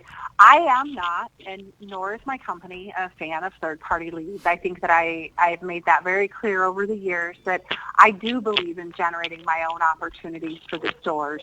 But again, like Matt said, for 8 out of 10 dealers, it's not a reality. And partners aren't helping them to do that. But you always have to look at your process first. You need to examine that and make sure. And I love that Kevin said, because it's the same thing that I did. I had different salespeople specializing in different lead sources. Every type of lead source is delivering you a different type of consumer. If you don't know the difference between a lead that's generated on your own website and one that comes from Edmunds.com or from your OEM's website, then you're not doing it right, because those consumers have gone through a different experience and they're expecting you to engage with them. Edmunds is a review website. They're going to be looking for something different than if it was an AT lead where they're just comparing models. But I'm sorry, I am, and I know we're not there, and I'm ready to help any dealer that wants to get there. I am about direct action buyers. In my company, we're actually not using the L word. We don't want to use that. They're buyers. They're people looking to buy a car. So treat them that way and stop treating them like a lead. So yes, it boils back down to it's the salesperson or the process. Then examine your lead source. And you have to, whether you're generating it in-house, you're hiring somebody, inspect it. Measure that ROI. Kevin, what type of ROI are you looking for on your lead sources? You know what? Can I just jump in on that though, real quick? Because Jen talked about that, but let's face it right now.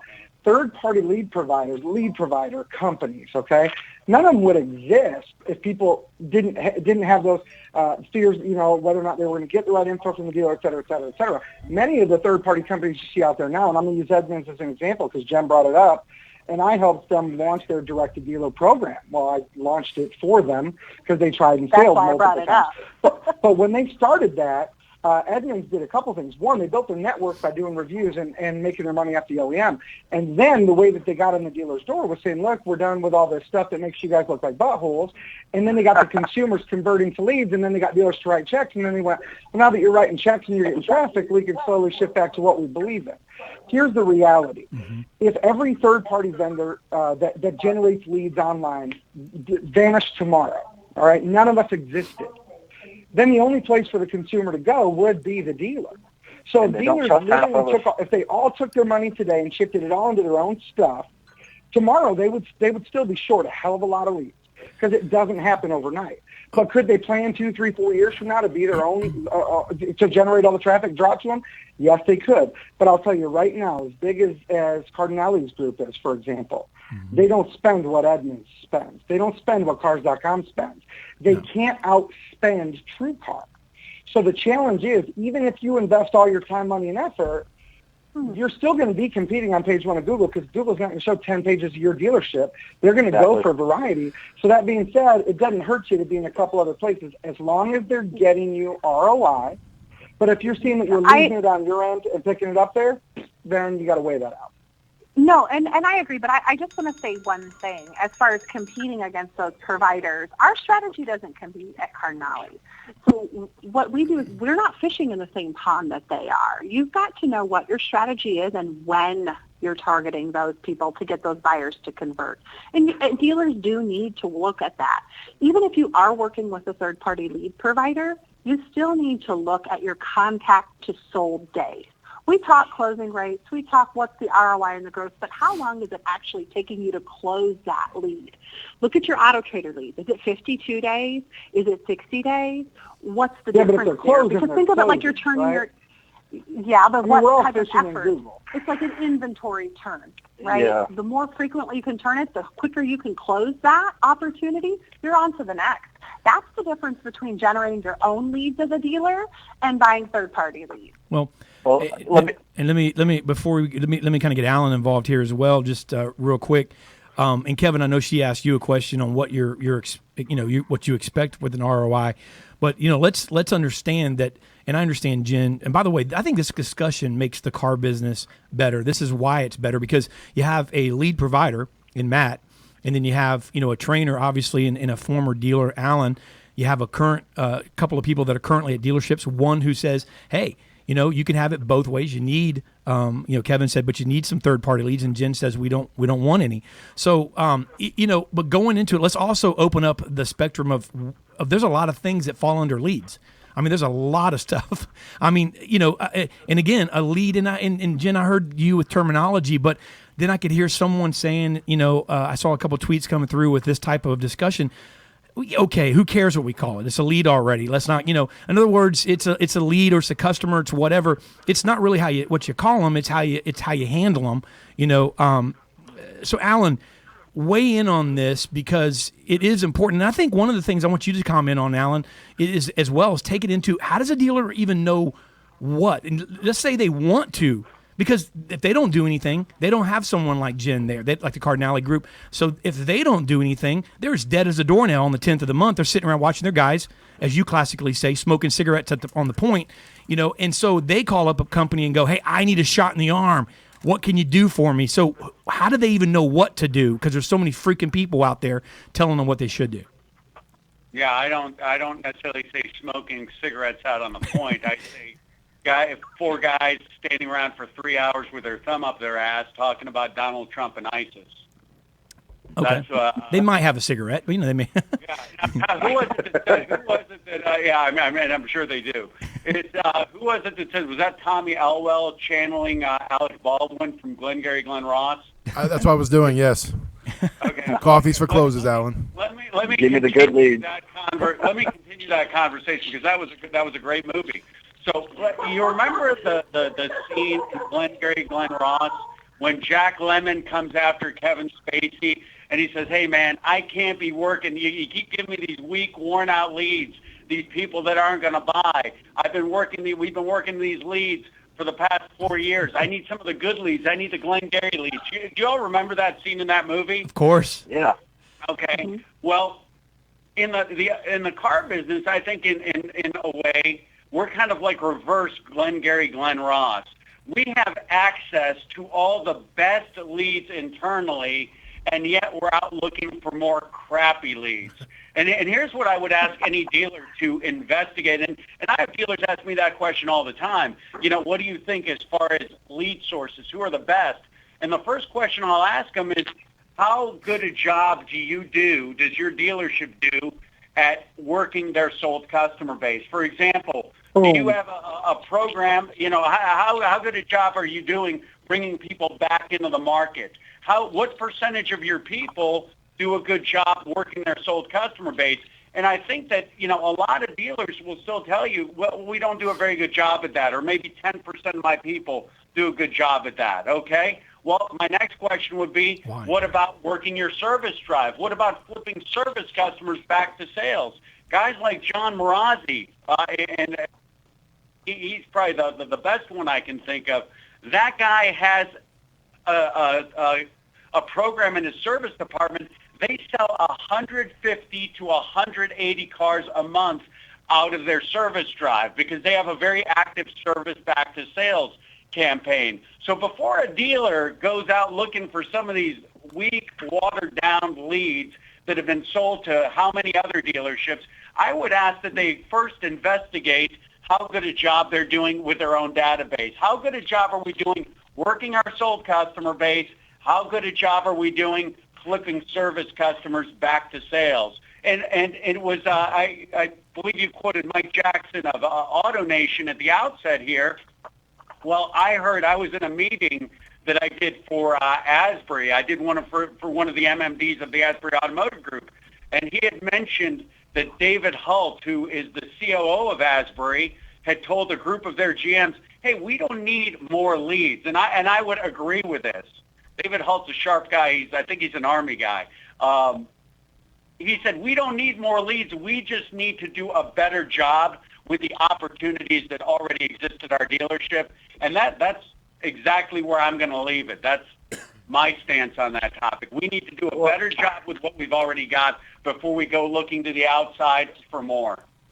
No, what you got to do is just find the people on your team who who specialize in those certain things. You're not going to have everybody in your team who knows how to go and data mine and find equity and sell those customers. You're going to find the 2 or 3 that can, because that's what we do. We've got equity champions. We've decided, hey, they're great on the phone. They know how to use the tool, and we open up the database to them, and they are grinding the entire database to find those equity customers. But then we've got other people who want to work in leads. They like to grind. They like to be busy all day. They're here for 10 hours and they want something to do, and they love pounding those phones. And hey, if it's a bad lead, it's still a conversation. Not everybody that walks on your lot is going to be able to buy a car or be qualified, but you're still going to ask those people for referrals and people in their family. It's just, you've got to have the right steps. I don't think there's any bad leads.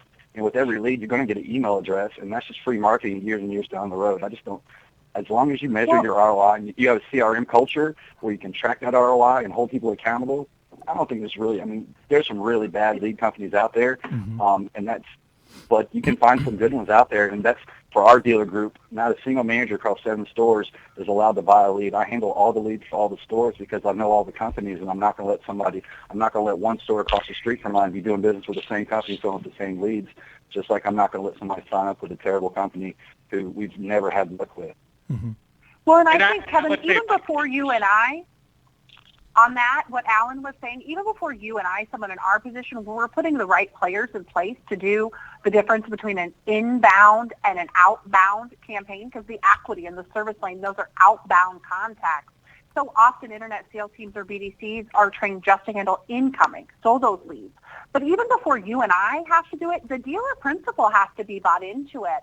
I've participated with the OEMs on programs to look at the dissension rates, and I've grown groups tremendously through Conquest. And when we shifted to try to reduce the dissension rate from our customers, so working the service lane harder, working the loyalty and retention harder, the dealer principals were like, oh, wait, no, but how many conquests, how many new customers did I get? I'm telling you, we just lost 500 customers who bought from us within the last 3 years because they bought somewhere else. But we want to worry about 50 new ones incoming. So it is about buyers and not leads. Because what Alan is saying is work your database, work your buyers, your customers first. And we have a hard time focusing on that. I 100% agree there. Kevin, let me throw the key word you hit is first, though, and that's where it all comes back to. Because like Sean Stapleton, everybody here is catch and keep, right? We've been saying the same thing ever since we started our stuff. We said it's all about getting and keeping customers. Alan's right. You've got to start with a highest closing ratio, highest loyalty, highest gross profit, everything is, which is your current base. But here's the reality. Eventually, all those people get old and die.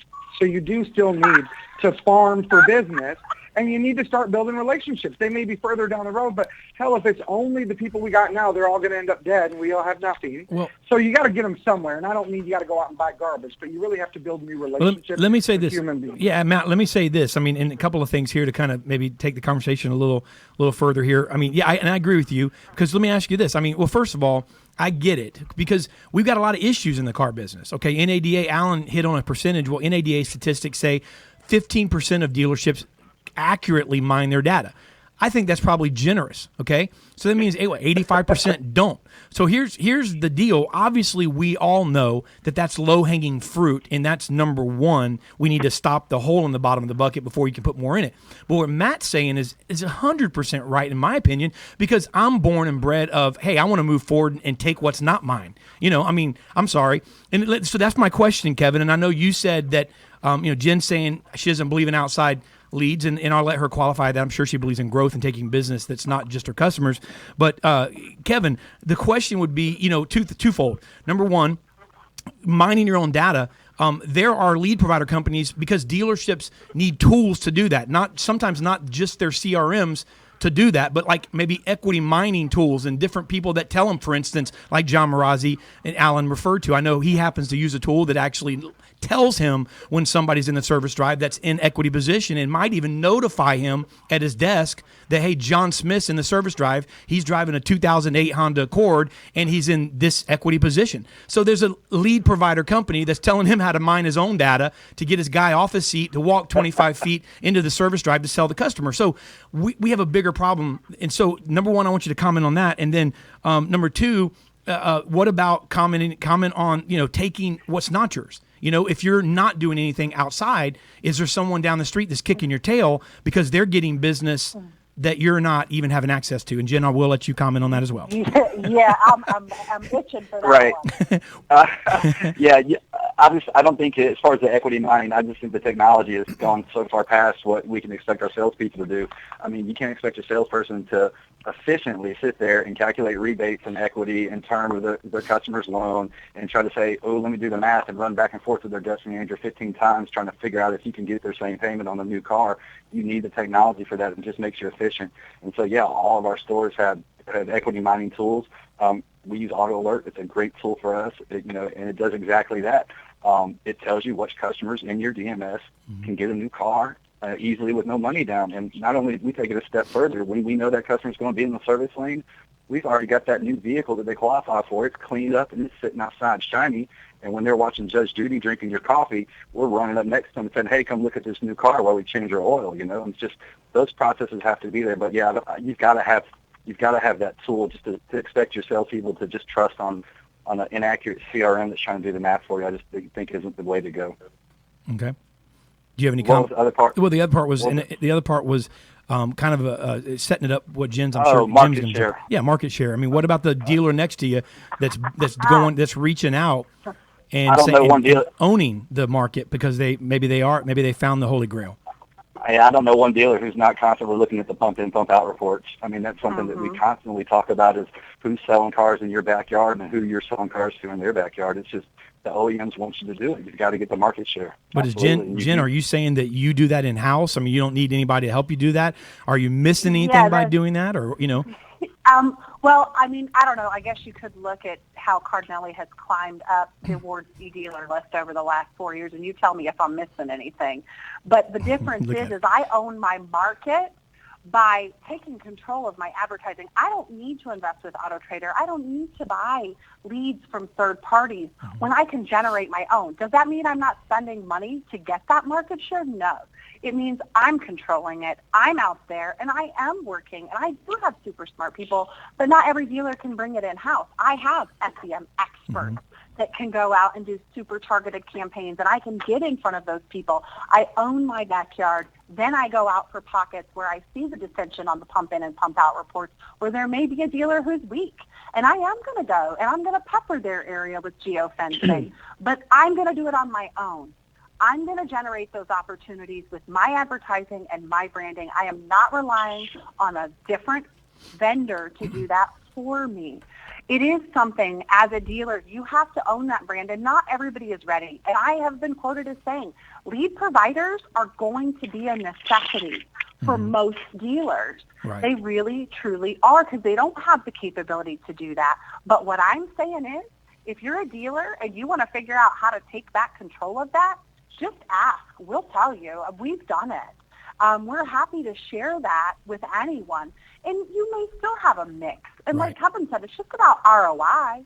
As long as you're making your money off of it, then great. If you've got a lead provider that is crushing it for you, awesome. Keep rocking it out. But if you're not constantly growing your market share, and that's what we need to talk about, internet sales penetration and market share. I give two whatevers about a closing rate. I want to know what my internet sales penetration is, and I want to know how I'm growing that market share. That's when I know when I'm owning it. Let me throw something out there then. Alan, or I guess Matt, let me ask you this question, and I'm going to ask a question for Alan. I'll let you guys go back to back. Matt, is that a control? Okay, because Jen hit it on the head with, hey, it's not for everybody, and I understand that she's a rock star. No plug intended on Rockstar Auto Conference there, Matt. But or maybe, love it. But is that a control thing? And I'm not saying that about her owner, but is that a control thing, Matt? It's okay. Is it a control thing, or is it a smart business thing? And then the second, It's a mix of both. Okay, but hold that answer. Let me ask Alan this question so we can just go right. He can come and piggyback and have time to think about his answer. Alan, last 2 weeks ago, Grant Cardone was on a show. I went down to Miami last week. He and I were talking about one thing that came up that had nothing to do with the show, but it has to do with this show, actually. But it has to do with something you just said, Alan. He and I were talking about how difficult it is in the years that we've sold car dealers, okay, to hire car people. And Grant's reason said that we both have had not very good success with car people in the arena of sales selling car dealers. I have my theory, and it's not for this show, but his theory, I happen to agree with as well, is that we don't give them leads. That they're used to getting leads, and if they don't have a lead given to them, then they don't want to go out and get a lead. Now, no offense to Kevin and guys like, because there's exceptions, but that was his opinion, Alan. So I'm going to give that to you and let you kind of comment on it. But Matt, is it a control thing or a smart business thing? I think it's a mix of both. Here's the thing, Jen talks about like they keep control of their stuff. They do it, they have their branding, their everything. They also own an advertising company that does it for dealers. So while they do it in-house and they have control of it, they also recognize, like Jen said, the fact that most dealers aren't in a space where they can do it for themselves. So here's what I say. I think that your end game, like Alan brought up earlier, should always be to farm control, work from within house and do that. I think you also have to be mindful of looking to see where can I draw in new opportunities to build relationships with people.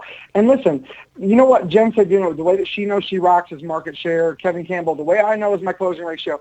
Most people, the way that they know they rock is they just keep watching their bank account accelerate.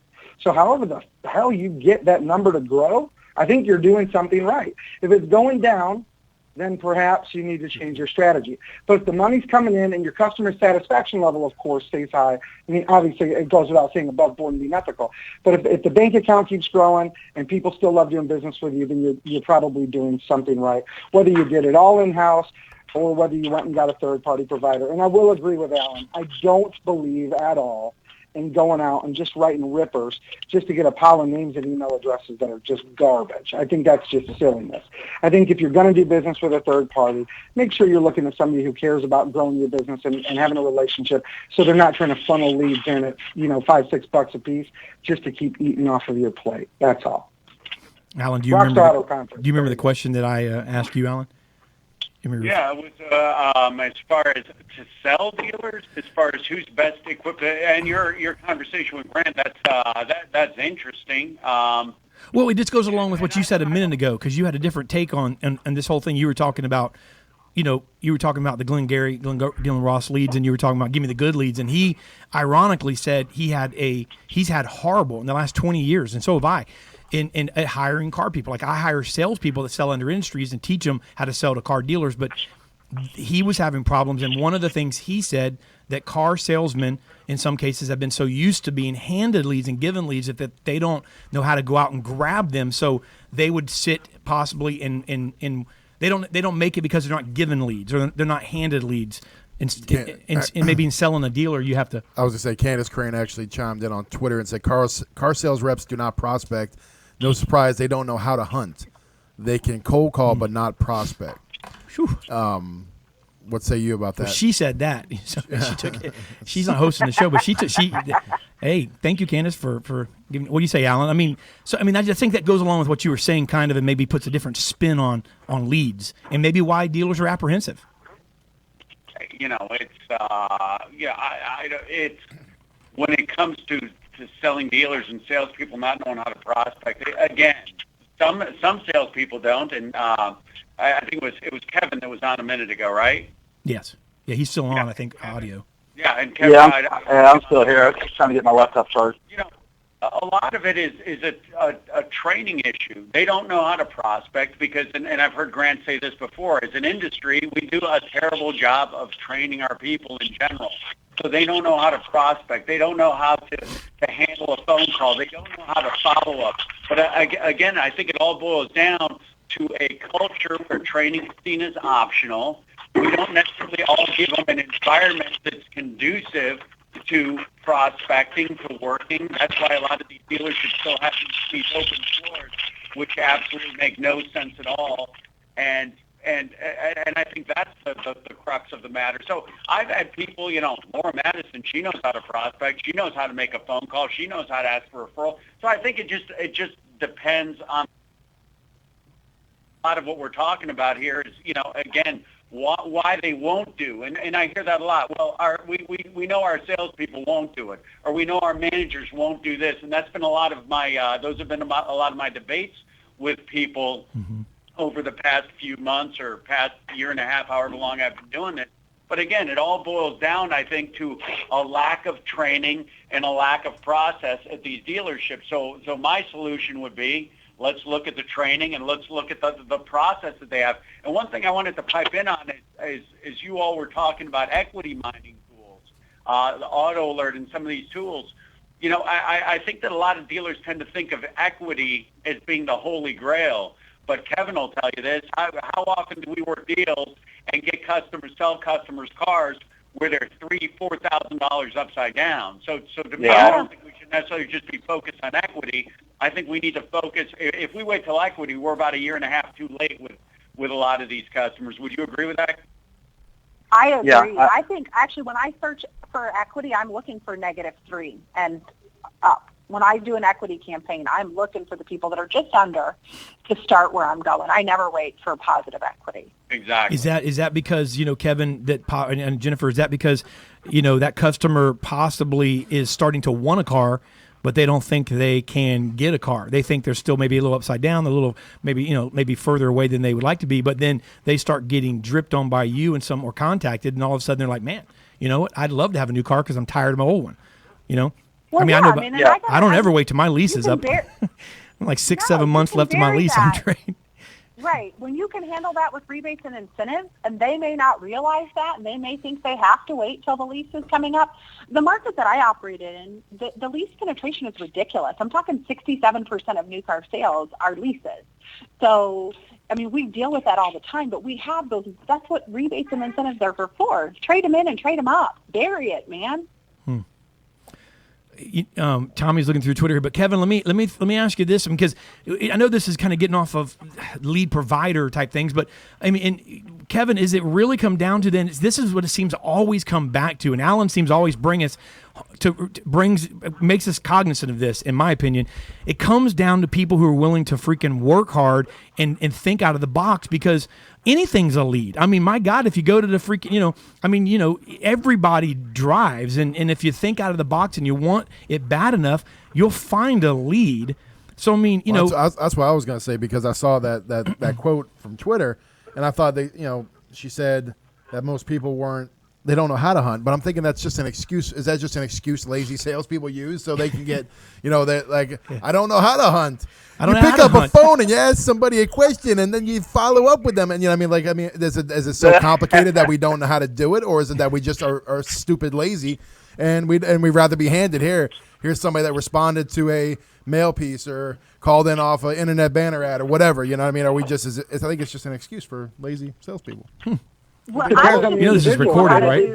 I know, but I mean, Alan Ram trains them, and if Alan trains them and the owner is bought in and they're going to hold their team accountable, they're going to know how to do what he's training them to do, right? At the end of the day, if they don't know how to hunt, look at who their leader was, right? So if they have good leadership, like a John Marazzi or somebody like that, who's helping their people grow, then the chances are that person knows how to hunt. That person knows how to do it right. You get somebody out of a store that's burning through, salespeople every 12 to 18 months, that's not somebody you're going to probably want to hire. Not because they're a bad human being, but if you're going to hire them, you need to teach them to farm. You need to teach them to hunt. You're going to probably need to teach them everything from the beginning and break all the bad habits that they had at the last 5 dealerships that they skipped through.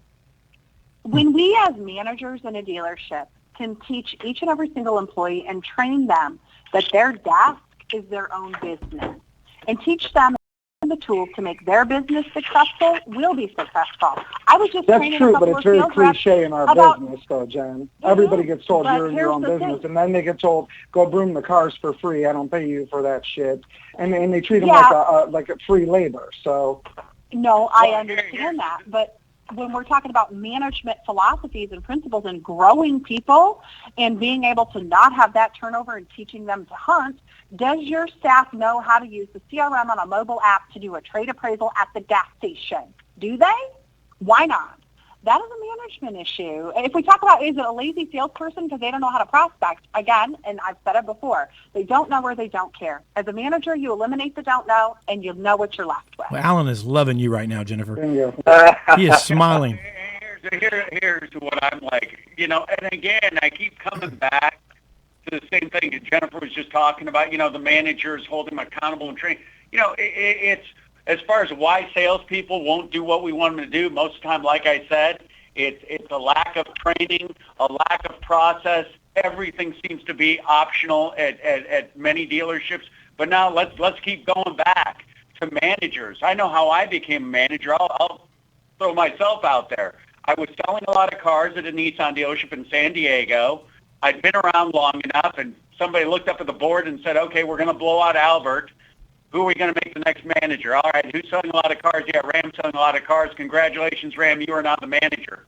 So it's you know, we tend to make people managers in this industry that don't necessarily qualify to be managers. And a lot of managers are great at working deals. They're good at structuring deals. They're all the best. Every one of them is the best closer I ever met.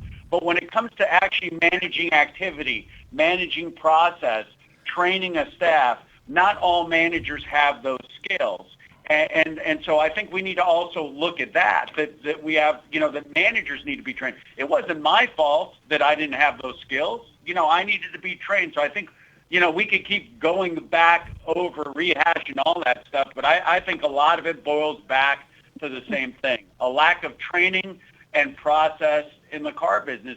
And dealers that do a good job at that, at these things, those are your exceptional dealers, the John Morazzis of the world. Those are the ones I want to be dealing with anyway. The ones that want to do the right thing, not the ones that have weak management. Okay, how are we going to get this done despite our weak managers? Well, our managers won't do anything.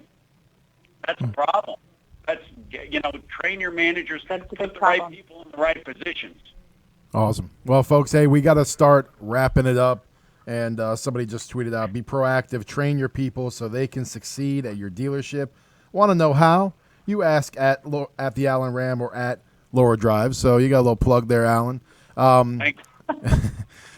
Kevin, we're going to start wrapping things up. So just give your final thoughts. Just take a minute or two and just and obviously this is you know, something that we could talk about for days, and probably I'm sure we'll have another episode about it at some point. But Kevin, go ahead and give us your closing comments, sir. And by the way, Candace Crane did comment. I just want to say this too before you said that. She did respond, which is actually maybe you guys can use this as fodder to Tommy's comment. She said hunting equals prospecting. Hunting equals prospecting. Hunting is strategic, requires a plan.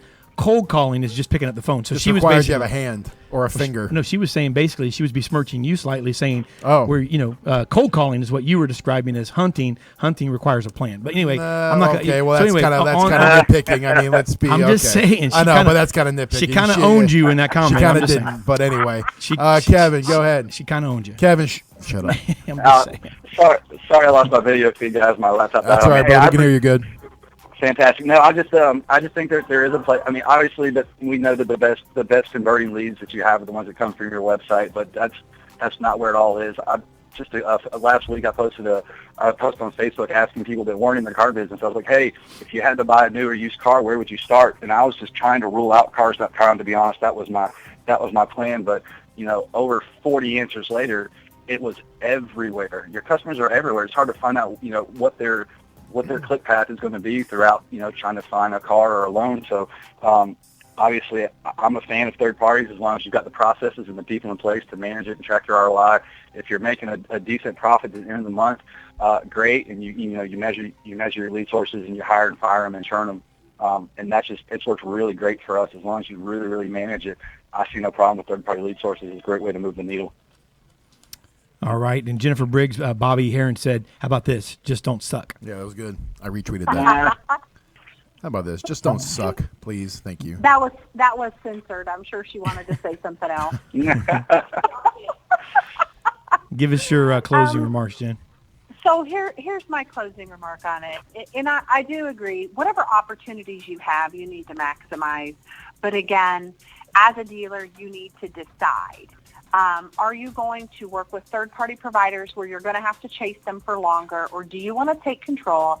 And you can get all your car deals from your website if you have a marketing strategy that drives the traffic there, and the site is optimized to convert those opportunities. But it doesn't matter if you have a badass strategy to convert all of those leads if you don't have the people in place to work the process to turn those opportunities into car deals. So it can't be one-sided. It's not just about leads. It's comprehensive about the opportunities that you create and what you do with those buyers to turn them into car deals and lifelong customers. Awesome. Mr. Ram, on fire. What you got to say, buddy? I got nothing. You done? No, yeah. You said no, enough, no, haven't you? Haven't you already said enough? I would say, yeah, I already said enough. I would just prioritize. Number one, before I ever would tell a dealer to buy any outside leads. They obviously want to maximize our website and everything else. Number one, work your customer base, okay? That's number one. Make sure that we're converting. We have a good service back to sales program.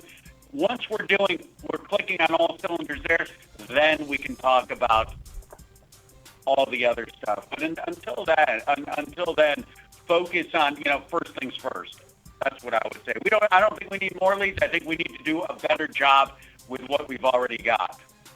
So not quantity, quality. Mr. Matt Koenig, what do you say? I would say that everything that Jen and Alan and Kevin just said is absolutely right, which means you have to learn how to do that stuff. So you've got to take the time to invest in yourself. Look, a lot of people, we talk about weak leadership, but the fact of the matter is that many of us have worked at stores where we had weak leadership. We didn't get trained. We didn't get an education. The difference that makes the cream rise to the top is that you invest in yourself, right? Looking at Mike Davenport, and I don't know anything about his leadership. I'm not saying they're bad, but I'm saying that's a guy that spends his own money to go to places to learn, to get educated, things like that. So I just, if you want to be a pro, you got to do everything that Alan, Jen, and Kevin are saying. If you want your dealership to be able to grow from within, you got to do it.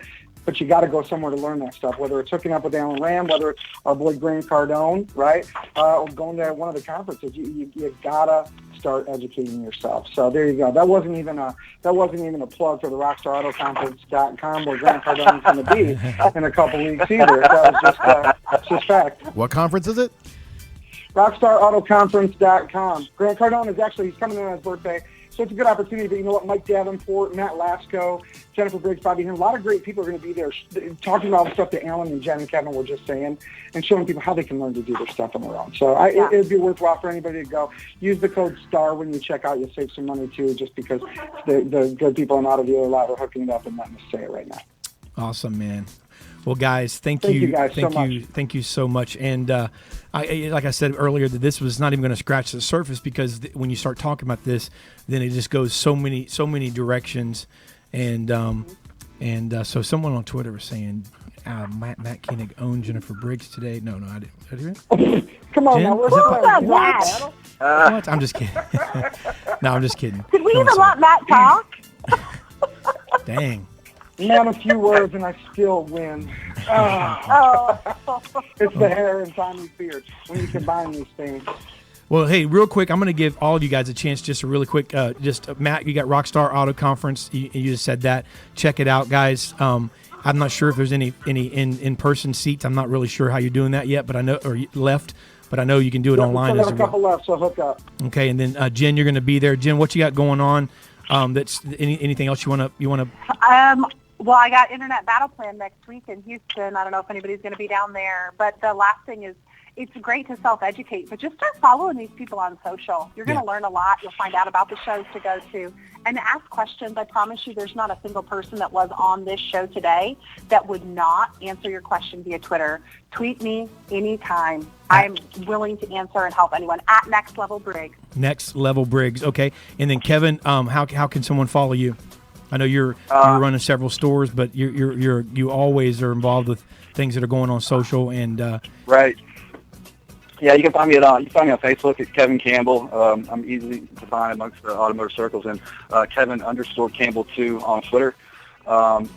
Just one thing I would say to all the dealers that are listening: invest in your people. There's all kinds of conferences out there. Matt's got a great conference he's fixing to put on. All the conferences out there. I worked for a dealer for 8 years before I really got introduced to this whole network of this conferences and everything, and it really lit my career on fire. So the dealers that are listening, invest in your people, pay to train them. It'll come back tenfold to you. And that's really all I got to say. I appreciate the opportunity. Oh, and I told my friend, regional manager over at Cars Direct, TJ Stewart, he's a great guy. He's a great partner to our dealership. So Cars Direct's a great vendor for us. And I just told TJ I'd give him a shout out. But I appreciate the forum, Mr. Villa. Oh man, thank you, brother. Thank you, Kevin. And then Alan, we'll let you. I know that you got a brand new social platform you just launched. You've been doing it for a while, but you've been building the social platform. Also, Kevin just spoke, and we've been speaking about John Marazzi and all these successful dealers. These guys swear by you. You get plugs every week, and talk about how somebody can get plugged into your social selling platform and take take themselves to the next level? Yeah, give us a call, 866-996-4665. I'm also easy to find on Facebook through my company, Alan Rams Proactive Training Solutions, or I've got an Alan Ram Facebook too. I think I just sent you, Kevin, I just sent you a friend request. Yep, I got it. Cool. Don't leave me hanging. Don't act all cool. Don't wait 48 hours. Hey, Kevin, snobby. By the way, guys, Kevin's a beast. And Kevin, I want to get you back on for some other things we got coming on. Kevin's a beast. He's responsible for over, if I'm not mistaken, Kevin, over 600 deliveries a month go through your department with the stores that you guys are affiliated with. Is that right? Is that close? Yeah, we move close to 1,000 vehicles a month out of rural Pensacola, Florida. I'm sorry, I didn't mean to offend you by saying 600 because that's a long way. Like, from oh 1,000. yeah, real close. 400 cars real off. close, jerk. Dave. Almost half off. Yeah, good so job. I just want to get. But listen, that's seriously, these guys are freaking crazy. So thank you guys for coming on the show, and I hope you guys have a great weekend and a great Thursday and Friday.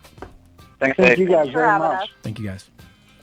You don't go anywhere. We are going to be bringing on the next up right now. Mike, just give me the thumbs up here. We'll talk for a minute, and we're going to be bringing on Don O'Neill. I want to talk to Don because we're talking about lead providers today. We only have a few more minutes here. We're going to bring Don on just for a few minutes, but I really am excited because Don O'Neill, and speaking of lead providers, I mean, what they're doing is crazy. And he's a lead provider, but what we're bringing him on really to discuss what's able to be done, man, with credit. You know, what's able to be done with this customer, what information, compliant information is available to dealerships. It blows my mind what's available. We ready to go? Don O'Neill with Credit Miners on the phone with us. Don, we appreciate you coming on. He's the next up. And Don, listen, man, I was just talking. We're talking to have the whole show's about lead provider and third-party lead providers to do, to don't, blah, blah, blah. We've been talking about all types of things. And the reason I'm excited about getting you on the phone, I mean, yes, you're a lead provider, and obviously you service dealerships across the nation. But I want to talk really kind of more excited to talk about what's available to dealers today that they may not even know about. What's really available from a compliance standpoint. No more. Not knowing what's going on, but you're giving them a peek under the covers, so to speak, right? Talk about what's available, man, that dealers may not even know. Yeah. Well, first of all, Dave and gentlemen, thanks for having us on. And yeah, I mean, I think what a great show for dealers, and everyone wants to know: should I buy leads? Do I build it organically? And the reality is, it's whatever you work at your dealership. But what is the most important thing for us? What we do is we allow a dealer to take whatever leads they have, whether they're organic or third-party service leads, desking, and we allow them to either pre-screen, pre-qualify, or access hard credit. But what we do is we never introduce a Social Security number or the date of birth. And so what we always tell dealers is this: a lead, I don't like saying how many leads did you get, what was the conversion. Mm-hmm. The reality is, what was your conversion to sale, because that's all that matters. And within that, if you have the right tools, your conversion to sale should be, anywhere from 18 to 25% if you're doing a good job. And more importantly, that PVR should really equal the effort that you put in. And again, I think, profit all of a sudden became a bad word in this industry about 5 to 7 years ago. And the reality is that the better you work the leads, the more information you have about your consumer, the higher that gross profit is going to be. So what we do is we allow a dealer under the rooftop to actually pre-qualify a consumer or pre-screen a consumer without a Social Security number, without a date of birth, and actually take that consumer all the way through to deal funding, where the dealer never has to ask for a Social Security number or a date of birth from the consumer. Now, we do it with two products. One's called pre-qualification. The other one's called pre-screen on our new Basis platform. And what we do is we take that consumer, we run them through a predetermined decisioning engine that is customizable to either the lender or the dealer, and we stand them up against all three bureaus. So from a customer experience standpoint, we allow the dealer to see, based on my indirect lending portfolio, which bureau actually makes the most sense for which lender. So if I know my captive is Equifax, but I know I have an indirect lender that'll take a 720 or higher TU, and it's got more depth in the file, that's where I should be sending my consumer. Because the reality here is, Dave, as you guys know, profit has become a back-end proposition nowadays, not a front-end growth proposition. Yeah. So securing that finance is so important. And part of that is the consumer experience. Are you consultative? Do you include your customer in that process?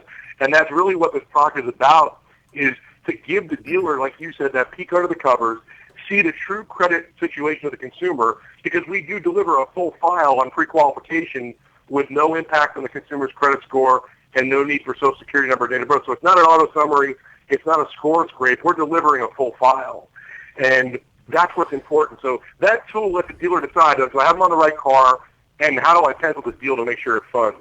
It's crazy because, Tommy, what Don's talking about, really, it doesn't matter. It's not a lead provider. It doesn't matter what lead. I mean, you could pull the guy off the street and run him through this process. I mean, whatever lead you have, whatever customer, even if they're your customer and you want to know where they stand today because maybe they bought a car 4 years ago from you, that's what's amazing. And to me, it's what's available, in today's automotive realm that can help you get the leg up, because we're on the internet, right?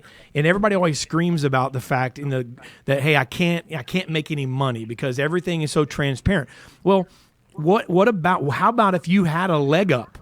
What if you had this peek under the cover that gives you the ability to put the customer on the right car, that gives you the ability to make a little more money or to know what you're dealing with up front? I mean, there's nothing wrong with that and everything right with it because it gives you the unfair advantage. That's my opinion. Well, I was going to say, too, what it is, when we talk about the leads and the salespeople maybe not working them efficiently or not being crazy about them, the quality is something like this where where somebody can really get behind it because it's going to be of value to them. It's something they can get behind because it's going to help them put a car deal together or help them structure the deal faster, easier, better, or whatever have you. So It's about the quality as much as anything. And even so, more so the salesperson can get behind a lead like that. Yeah. Cool thing, Dave, also is that the reality is that one of the big things that's happening to dealers nowadays is we've seen credit unions get so much more aggressive in the auto lending industry. They're aggressively going after these dealers' consumers to capture that auto finance. And I tell dealers this all the time. If you don't know if you have a problem in capturing your finance rate, look at your CIT report, whether it's once or twice a week, and look in that column that says F&I chargeback. Because if you see customers going and refinancing their loans, they're doing it for a reason. And the reason is because you're not consulting. They're walking out of the dealership and they sometimes never even heard of the bank that they've been placed with. And the reality is that we know that they know what the rates are. Right. So at the end of the day, let's bring them involved in the process. Let's put them on the right car. And let's make sure that we're aggressively going after. Listen, there's lending sources out there that every month. I remember when I was desking deals 5-6 years ago, BMO Harris had a no-look policy. If they had a 720 or better with no DROGs in the last 3 years, you didn't even have to submit an application. You packaged the loan and sent it in, and it was a 1.29 buy rate on 72 months. Indirect lenders are providing these type of programs every month, and if you're aware of those programs and you're able to look at all three scores and look at their whole file and say, okay, where do I go to capture this loan and make sure I don't lose it to the credit union? That's so important because at the end of the day, we have shifted to an industry that the majority of our profitability is back-end profit now. Strong. Let me ask you this, Don. I mean, we're almost out of time here now, but let me ask you a question, man. Where do you see 2016 auto industry? We're talking about leads in general today, and it's the L word. It's lead provider, third party. I mean, what do you think the number one secret? Because you're a car guy. I mean, putting aside what you do is amazing. There's going to be dealers that reach out to you. You're already working with so many. But, where do you see the car business headed in 2016? What do you see the biggest need is when it comes to what we discussed today in leads? You heard these guys go back and forth. What does it really rest on, you as a guy who's been in the car business for a long time? So I think I have an unfair advantage here, David, because we have a lot of data that a lot of people don't because of our relationships with the bureaus and third parties. But let me say this, and I was speaking to this last year at a couple of the conferences I spoke at. We have a day of reckoning coming in this auto industry. And I can't tell you if it's going to be June. I can't tell you if it's December, but I can tell you this. Dealers have pushed forward their consumers and disrupted their trade cycle so dramatically that if they don't start getting very good at handling the leads that they have coming in, that's going to be a very bad day of reckoning. The problem is what you're seeing is some soft pockets in areas where you have a dealer that may do 500 RDRs a month, and all of a sudden he does 220. And everyone says, wow, where did that come from? Well, where it came from is because you pushed forward 300 people out of their trade cycle because you probably traded them up 2 or 3 times. And what I tell dealers is, here's the deal. To me, the number one lead source that you have in your dealership is your service lane, and that lead source should be your service, not sold customers. Aggressively going after those consumers that you didn't sell a car to replenish your DMS, to make sure you're not cannibalizing your own customer base, and then whatever you choose to work, whether it's third-party leads, organic leads, website leads, make sure your process is just 100% sound and solid, because the days of being able to blow a customer off and replace them with 2 more, they're over. Don, I'm going to call it right now. I'm going to ask you, man. I know you're good for it, but will you come on if I want to do a show based on what you just told me? I've been thinking about something like this for a while called Day of Reckoning. You just gave me a title for it. Will you come back on in soon if we can get a good panel together and really just kind of talk about this subject that you just brought up, get some dealers on, and really just have a roundtable discussion? Will you come on? And what I'll do is I'll gather up the data from the bureau so that everybody has it to look at. I would love to.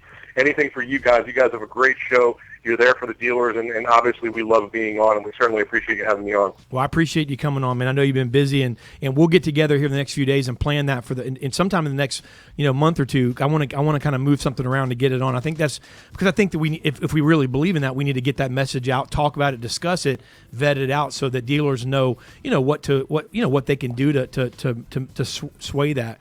How does a dealer get a hold of you? And how do they find you so that they want to talk about what you're capable of helping them with? So, social media at Credit Miner on Twitter. LinkedIn is LinkedIn/Credit Miner. Our 877-213-7042 is our sales number, and www.ecreditminer.com. We will be at NADA, so we look forward to seeing everyone there. We've got a lot of exciting things coming. I know you'll be there. I'm excited to see you there. And listen, anyone that needs me, my email address is doneill@ecreditminer.com. I answer everything. Awesome, man. Don O'Neill, thank you for being with us. I look forward to seeing you soon. Dave, thanks so much. Great show. Don. Thank you. Well, there you go. Well, that pretty much caps it off, right? Yeah, that Day of Reckoning is going to be good. What do you say, Mike? Oh, it's going to be awesome. I say the Day of Reckoning. I saw Tombstone immediately when you said that too. It's not about that's not Tombstone. No, it's because what does he say? He says Doc Holliday. He says no. He says it's not about revenge or something. He's like it's about the reckoning. He says that at the end when he's like, if you're gonna make a reference, make it right. Then why don't you friggin' Google it and find out what the reference is, schmucko? He says, why Johnny Ringo? You just look like somebody just walked over your. You have been so passive aggressive today, like. Uber passive. Yes, I'm gonna be overtly aggressive if you don't shut up. You are 0 to 100 all show because I can't. The snark it starts to wear. It's like a beach erosion, and eventually he's gonna choke you. Basically, what he's saying is he's gonna choke you with your own beanie if you don't be quiet. He can try. You know I'm bigger than you by a lot. Hey, Ram on Fire is next, right? Yes, it is. Yeah, Ram on Fire is happening right now. The good news is we got them started. Yeah, it's happening right now. And before we leave, if you happen to miss any episodes this week on the Autotainment Network, you can always catch up on autotainmentnetwork.com and on the iTunes store on the downloadable podcast. Take it with you as you go on the road. Hey, the next up right now is Ram on Mother Hunch and Fire. God bless you. Good night. God bless.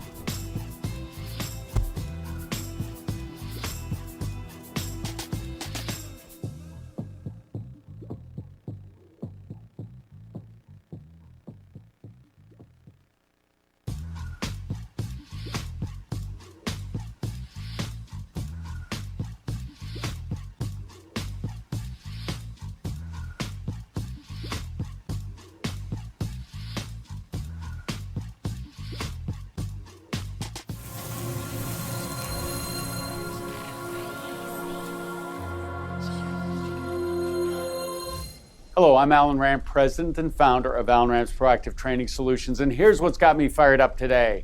Confusion over how to really sustain training and process long term. So here's my disclaimer. As a training company, we offer live as well as online training products.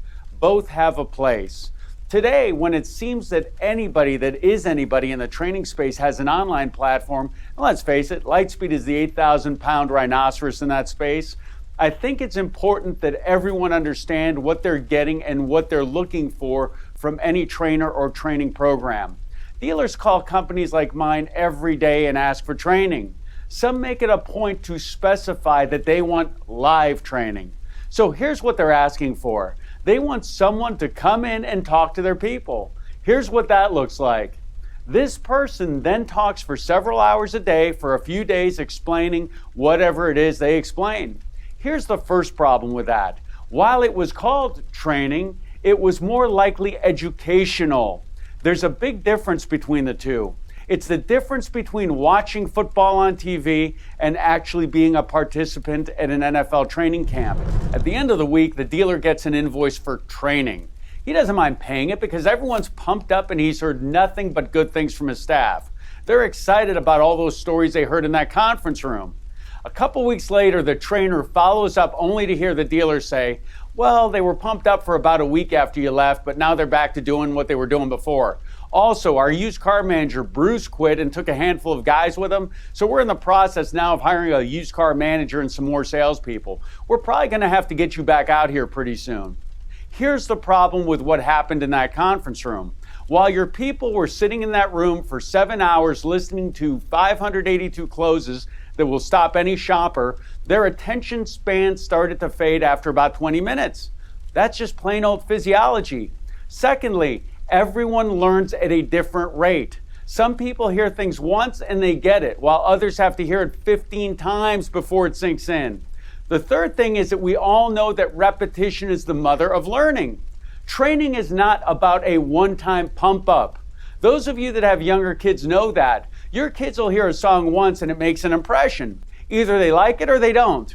If they like it, they download it and then listen to it 1,567 times. That's how they're able to bust out a rap concert when Aunt Irma comes over for Sunday dinner. It's all about repetition. Now, even if that trainer did simulate or actually train during that session, now what? It's not enough. If you want to be a good golfer, you don't just hit a bucket of balls once every 6 months when the golf coach comes through town. You have to do it daily. Baseball teams take batting practice every day, fielding practice every day. It's not an annual thing. That's why I'm a fan of the online platforms. Let me just hit you between the eyes with this. If I myself was to come work at your dealership as a manager, you would have to have my online platform. Why would I take hostages in a room for hours on end when that education could easily be delivered online at everyone's individual pace? 15 minutes a day in a way that also tracks and monitors for a fraction of the cost. What I would then do being a manager is simulate. I would actually train just like someone at your dealership needs to be doing on a consistent basis. It really doesn't take long if they know what they're doing. I would role play different skills for a few minutes a day. That's about what it takes, and that's training. Let's quit confusing education and actual training. Here's my final view on these online platforms. They are invaluable tools to help your managers get the job done. Managers need good tools. Let's say a contractor showed up at your house to build you a guest house. He shows up with just a hammer and a screwdriver. I guess he could eventually get it done, but couldn't he get it done way faster with a whole bunch of kick-ass power tools and some direction? Online platforms are the power tools management should use to get the job done better and faster. They make training sustainable in the real-world environment of the dealership. You hire someone on a Tuesday, they can be getting logged in that same day versus waiting 14 weeks for your live educator to roll back into town. I like live events for momentum builders. They can be the concert that gets your team excited about the music. It's just important that you understand that as a standalone, they're not sustainable long term. Live events are also good when concept and process are being discussed and collective feedback fuels the conversation. The 20 group concept or management process workshops, for example.